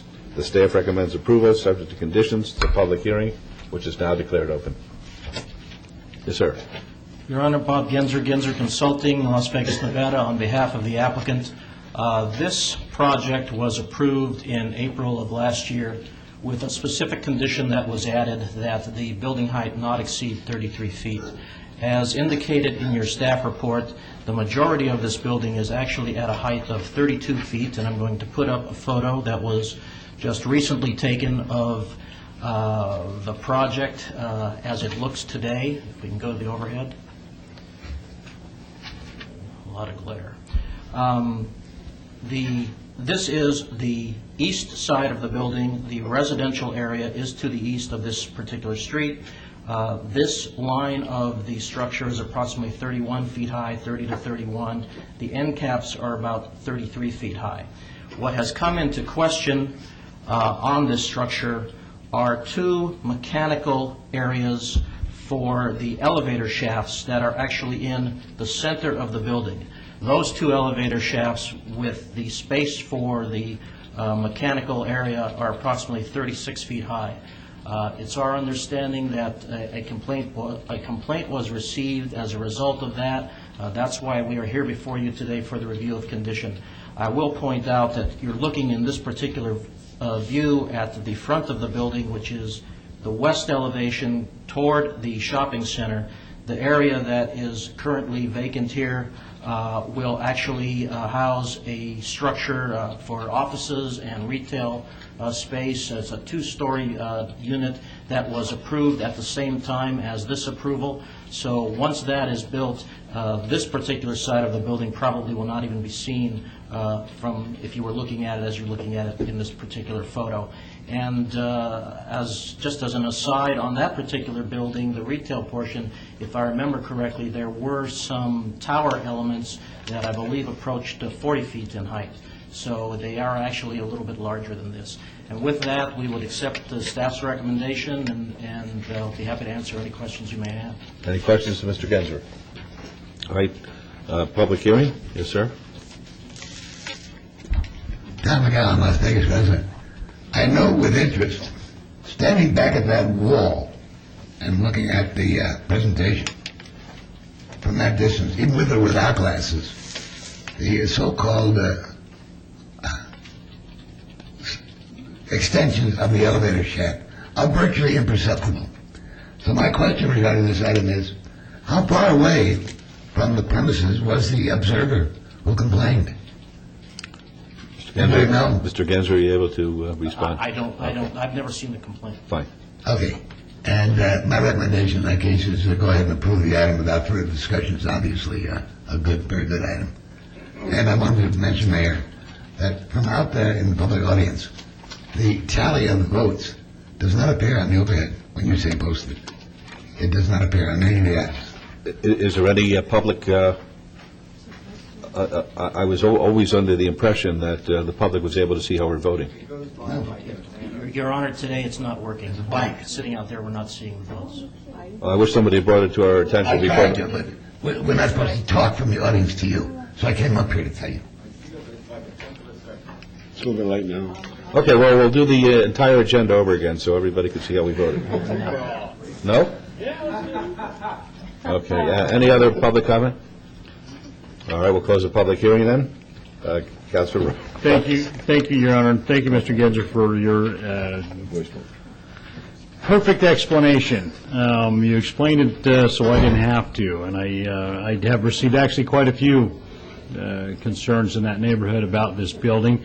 And I want you to mention again for me, can we get the aerial or the picture of the building from the front side where you say there's another two-story building that we already approved several months ago? The two-story building goes on this vacant area. And do you recall the heights of that building? I think some of the architecture is about 40 feet, am I correct? There were some tower elements in there that I think actually went to about 40 feet in the front. Yeah. And the height itself was very similar to this. And I think that completes that shopping center right there. Correct. And hides the storage facility rather well. There's the overhead, and this is the only piece that was vacant. This facility is now here, so this is the only piece that remains. And thank you for that. And I just want the folks watching at home or folks here in the audience who live in that neighborhood to note, one of the remarks I got back from the neighborhood in opposition to this, and this had to be reposted again, the building has met the criteria that we put in there on the condition. It is the elevator shafts that were actually a few feet higher. And that was my concern about this, and poor Director Wheeler and I went round and round over this, and I now have a better understanding of our code. Thank you, Director, for that education. But I just want some of my neighbors out there to know that the developer did not lie to me. And I want to make that clear. This is not the developer wanting to try to get something over on the city of Las Vegas. That is absolutely not the case. This is something that happens quite often when buildings are approved at a specific height that's for the roof line of the building. There are ancillary objects such as air conditioners and ductwork and things that go on roofs that aren't taken into account for, such as this elevator shaft. So I just want to let the folks at home know who are watching this on this agenda item that that is the case. And I am going to move to follow staff's recommendations for approval on this agenda item. Your Honor? All right, that's the motion. Let's vote on that, please. Opposed? Motion carries. Thank you. Thank you. Okay. Item 100, Madam Clerk. By the way, the vote there was unanimous. 6-0 for approval. 100, I would instruct the city clerk to set the public hearing dates and appeals from the City Planning Commission meetings, Centennial Hills Architectural Review, and dangerous buildings or nuisance litter abatements. You're welcome. Okay, we get to that portion of the agenda, which is called citizens' participation. Public comment during this portion of the agenda must be limited to matters within the jurisdiction of the City Council. No subject may be acted upon by the City Council unless that subject is on the agenda and is scheduled for action. If you wish to be heard, please step up. Give us your name. We'll put the 3-minute timer on. My name is James Falcone. I'm a resident of Clark County, unincorporated. I operate a small business which primarily is responsible for the care and maintenance of landscape throughout the valley, and I've been as such for quite some time. I've been in the valley a very long time. I received a notice last week that some of my licensing wasn't in compliance with the City of Las Vegas, and I made every effort to comply and was down there yesterday. What I was subjected to I found offensive, and the long and the short of it is this: the city issued me a license to operate my business when I began my business about 5.5 years ago, and I was a result of the 9/11 layoffs. My business has done okay, but we've had to diversify to stay in business throughout that time. One of the results was we were installing a tree up in Anthem about 2.5, 3 years ago, and were cited for contracting without a license and required to submit an application and go through the application process of obtaining a state contractor's license.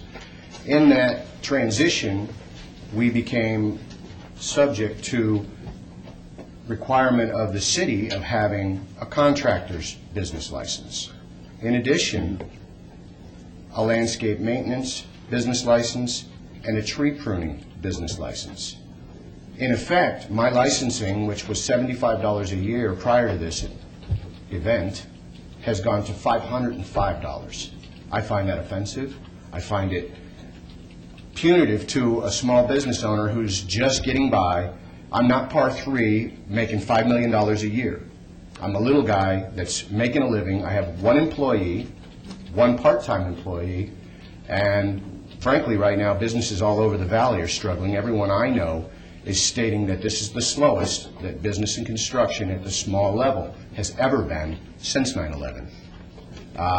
This is encouraging me to fold up my tent and leave Las Vegas. I'm very offended by this. I think that council needs to review business licensing practice. I don't understand how this could be. Perhaps a handyman would have to have a painting license, a carpentry license, and a multitude of other licenses. I think this is excessive. I consider it a method of taxation, and I don't think it's fair. And I'm here to voice this opinion so that it will be considered by council and come up as an agenda item for review, and serious review, because I am a small businessman. I work hard for a living. I'm in my work clothes today. This is what I do for a living. I've been a gardener and an arborist since 1980, and this is what I do. My profession is caring for other people's landscapes, and it's a multitude of responsibilities. And according to the current guidelines for business licensing, I'm required to have a multitude of business licenses. Well, Monday afternoon, this coming Monday, what are the hours that we're meeting for our symposium? What time? 12 to 5. From 12 to 5, where again? Veterans Memorial.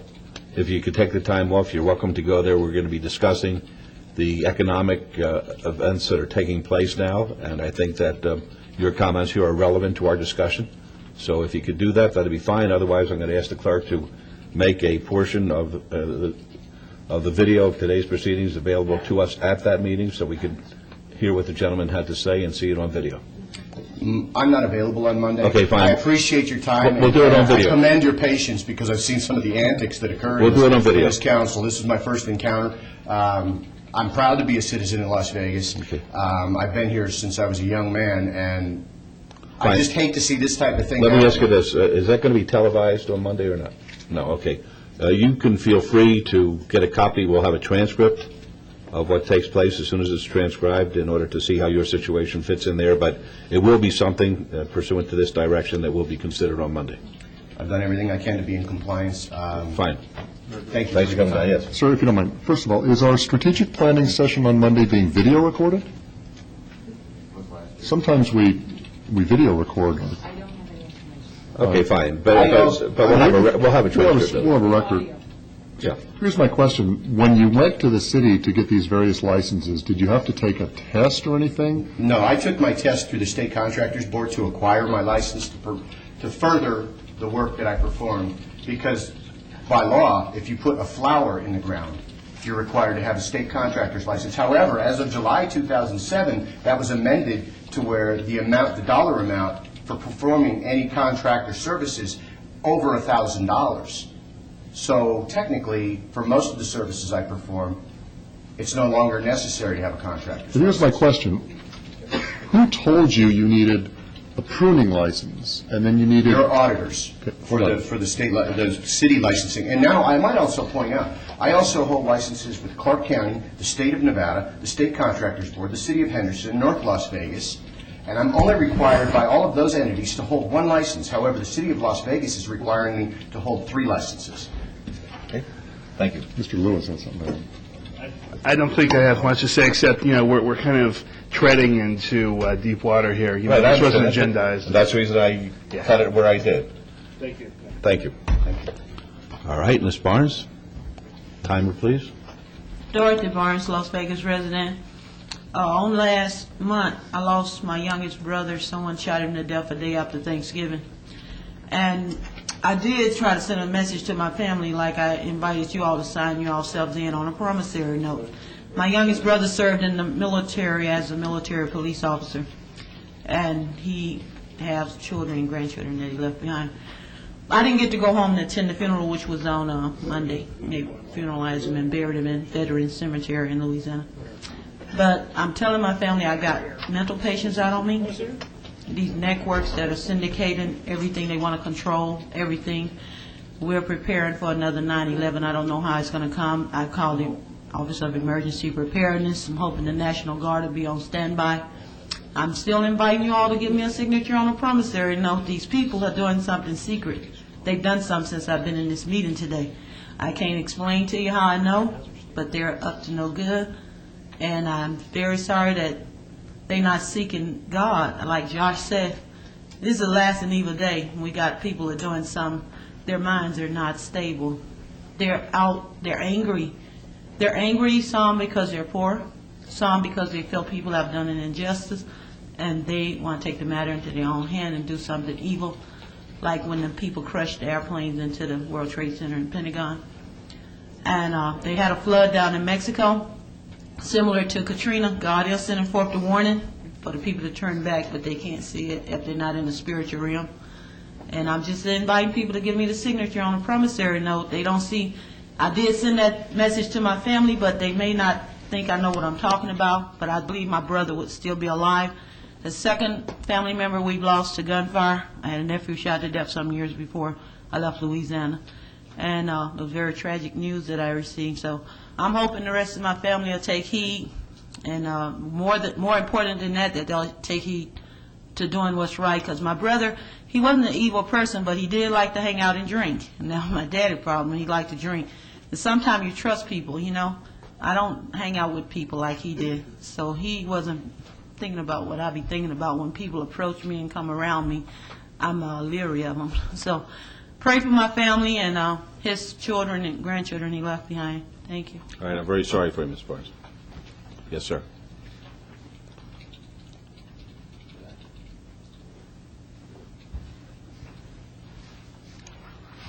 My name is Will. My last name is McClure. Veterans Day happened on the 11th of November. It has done so for some time. I have claimed to be a veteran in many ways, but I have come to a city where Veterans Day is being honored.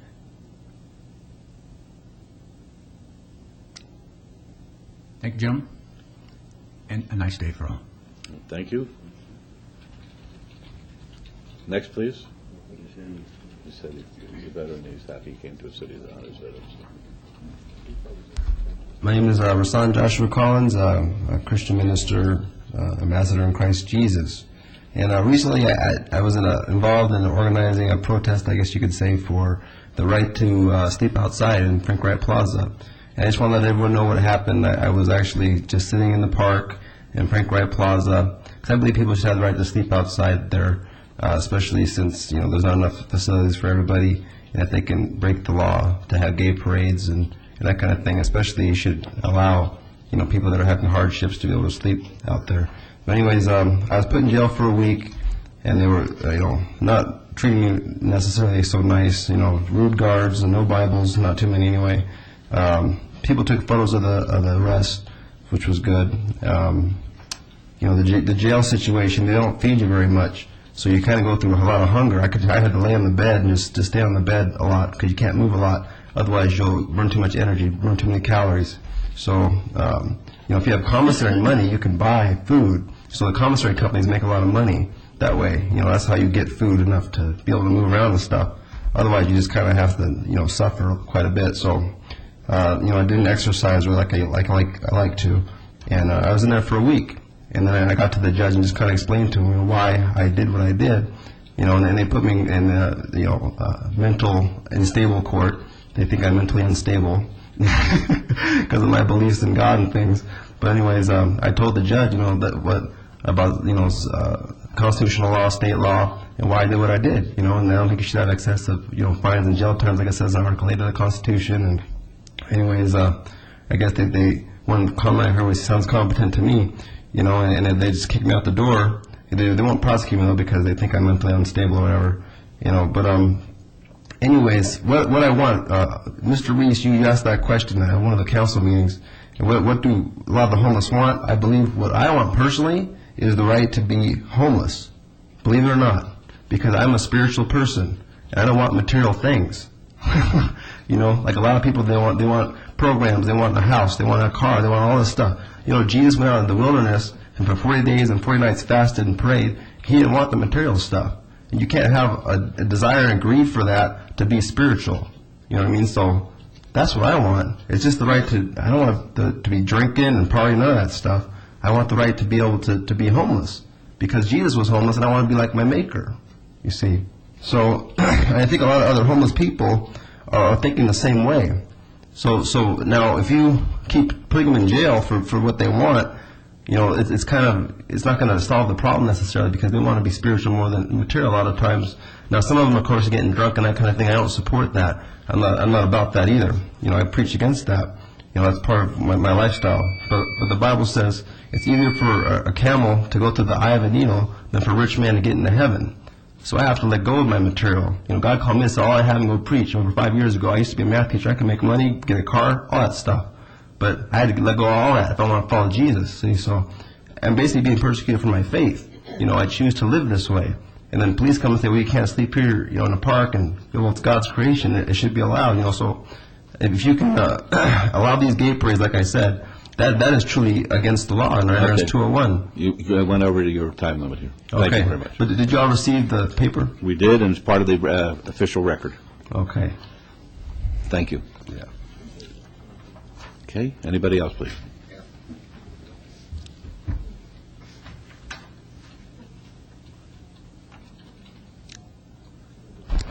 Tom McGowan, Las Vegas resident.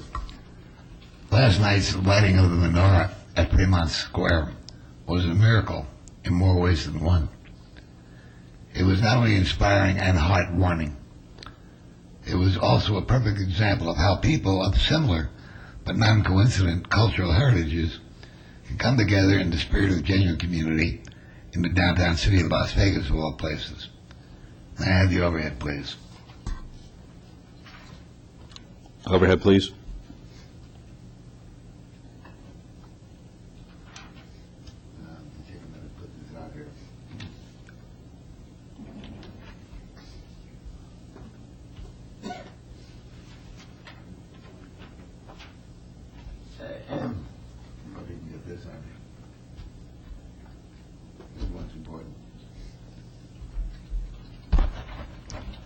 L'Chaim means to life. As a prominent food, beverage, and entertainment venue set in Fremont East, it will serve as a bridge of understanding between people whose similarities exceed their differences. It will convey the peace and harmony of Las Vegas, Nevada to an observant nation and world. I think that would be important for all the people of Las Vegas. Club Freedom USA will not only serve the R&R needs of our in-transit military personnel en route to and from deployment in harm's way. Can you get any better than that in the focus? Is that the best you can do? I guess it is. Yeah, I guess it is too. Anyway, it will also provide the opportunity for local and regional area residents as well as tourism visitors to the city of Las Vegas to show their appreciation for our American military heroes and heroines in the relaxed, sophisticated ambiance of world-class food, beverage, and entertainment venue sited in the downtown entertainment district of Fremont East. As a private, non-profit 501c3, Club Freedom USA will be operated by the Wounded Warriors LLC in collaboration with the Marine Corps League, and active participation by all military service organizations in Southern Nevada will be invited. Complete details will be submitted to the office of the mayor within the next few days in response to your request. Thank you. Did you meet with Mr. Stojak yet? I know, Mr. Stojak. No, did you meet with him yet? Okay. All right, anybody else want to speak?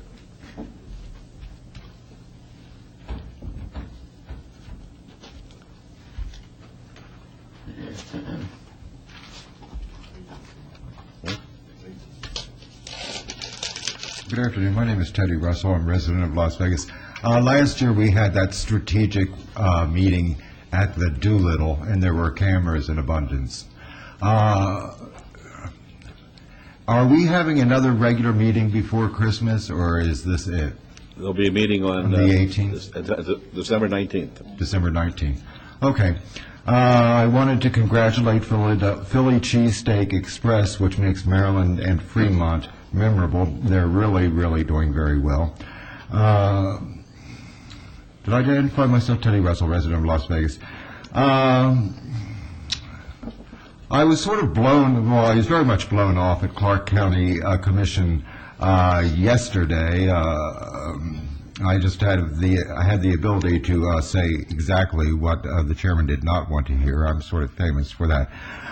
It's a very, very important problem, and I will be as brief as possible, but we're talking about thousands and thousands of jobs. For example, we found out from aviation that one room equals 323 trips at McCarran a year. We know very well that one room is 5 jobs for the local economy. There is a problem between the ELAD's grand vision for a multiple plaza based upon the world-famous plaza in New York. The other plaza is what was once the Union Plaza at Fremont and Maine. They are friendly, they know each other. They really don't know why it stalled. I have a suggestion.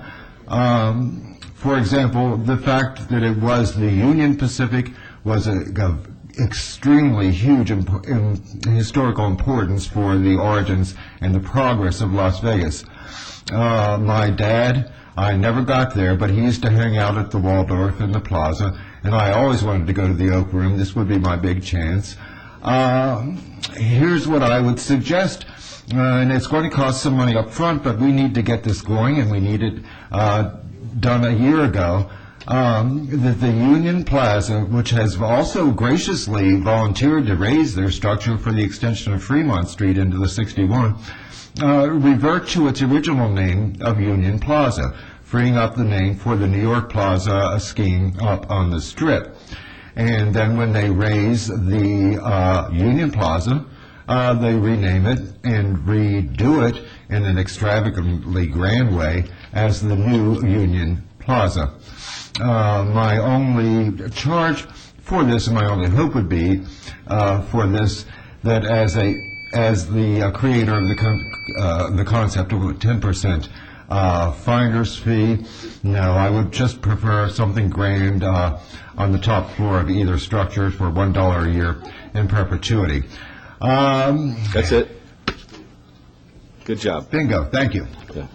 Okay. Before we adjourn, Will, you okay? You sure? Yeah, that was good. I just like the dollars you released. No, I understand that, but you're all right, right? Okay, good. Okay, anybody else like to speak? Mr. Mayor, could I just ask a question? You'll be at the breakfast tomorrow morning for our employees, right? 7:30. 7:30. Some of us have overlapping meetings so that we can't go that distance and get back in time for our other commitments. And I'm asking you, would you please give our respect and appreciation to them and explain, because I'm sure there are other people than myself that absolutely, and have the conflict. Because I've been there the last 2 years. It's a wonderful thing, and it's a chance to say thank you, and I know we miss it. That's good, but I'm glad you brought that up, because we do have So the public should know, we're pretty good with one another up here. Last night, for instance, I had a family commitment because of the Hanukkah holiday, and Councilwoman covered for me over at Fitzgerald's at an event for the Cowboy Christmas. We cover for each other, and that's it's very, very nice. If we can't make it, we make sure that everybody is extending our very best for a particular project, and that goes for every single one, for Councilman Ross, Councilman Wilson, Mayor Pro Tem, Councilman Brown when he's around, which is not that frequently, thank goodness, Councilwoman and Councilman Barlow. Everybody does this together, so it's pretty darn nice. Anybody else? Okay, meeting's adjourned. Thank you. Okay, I don't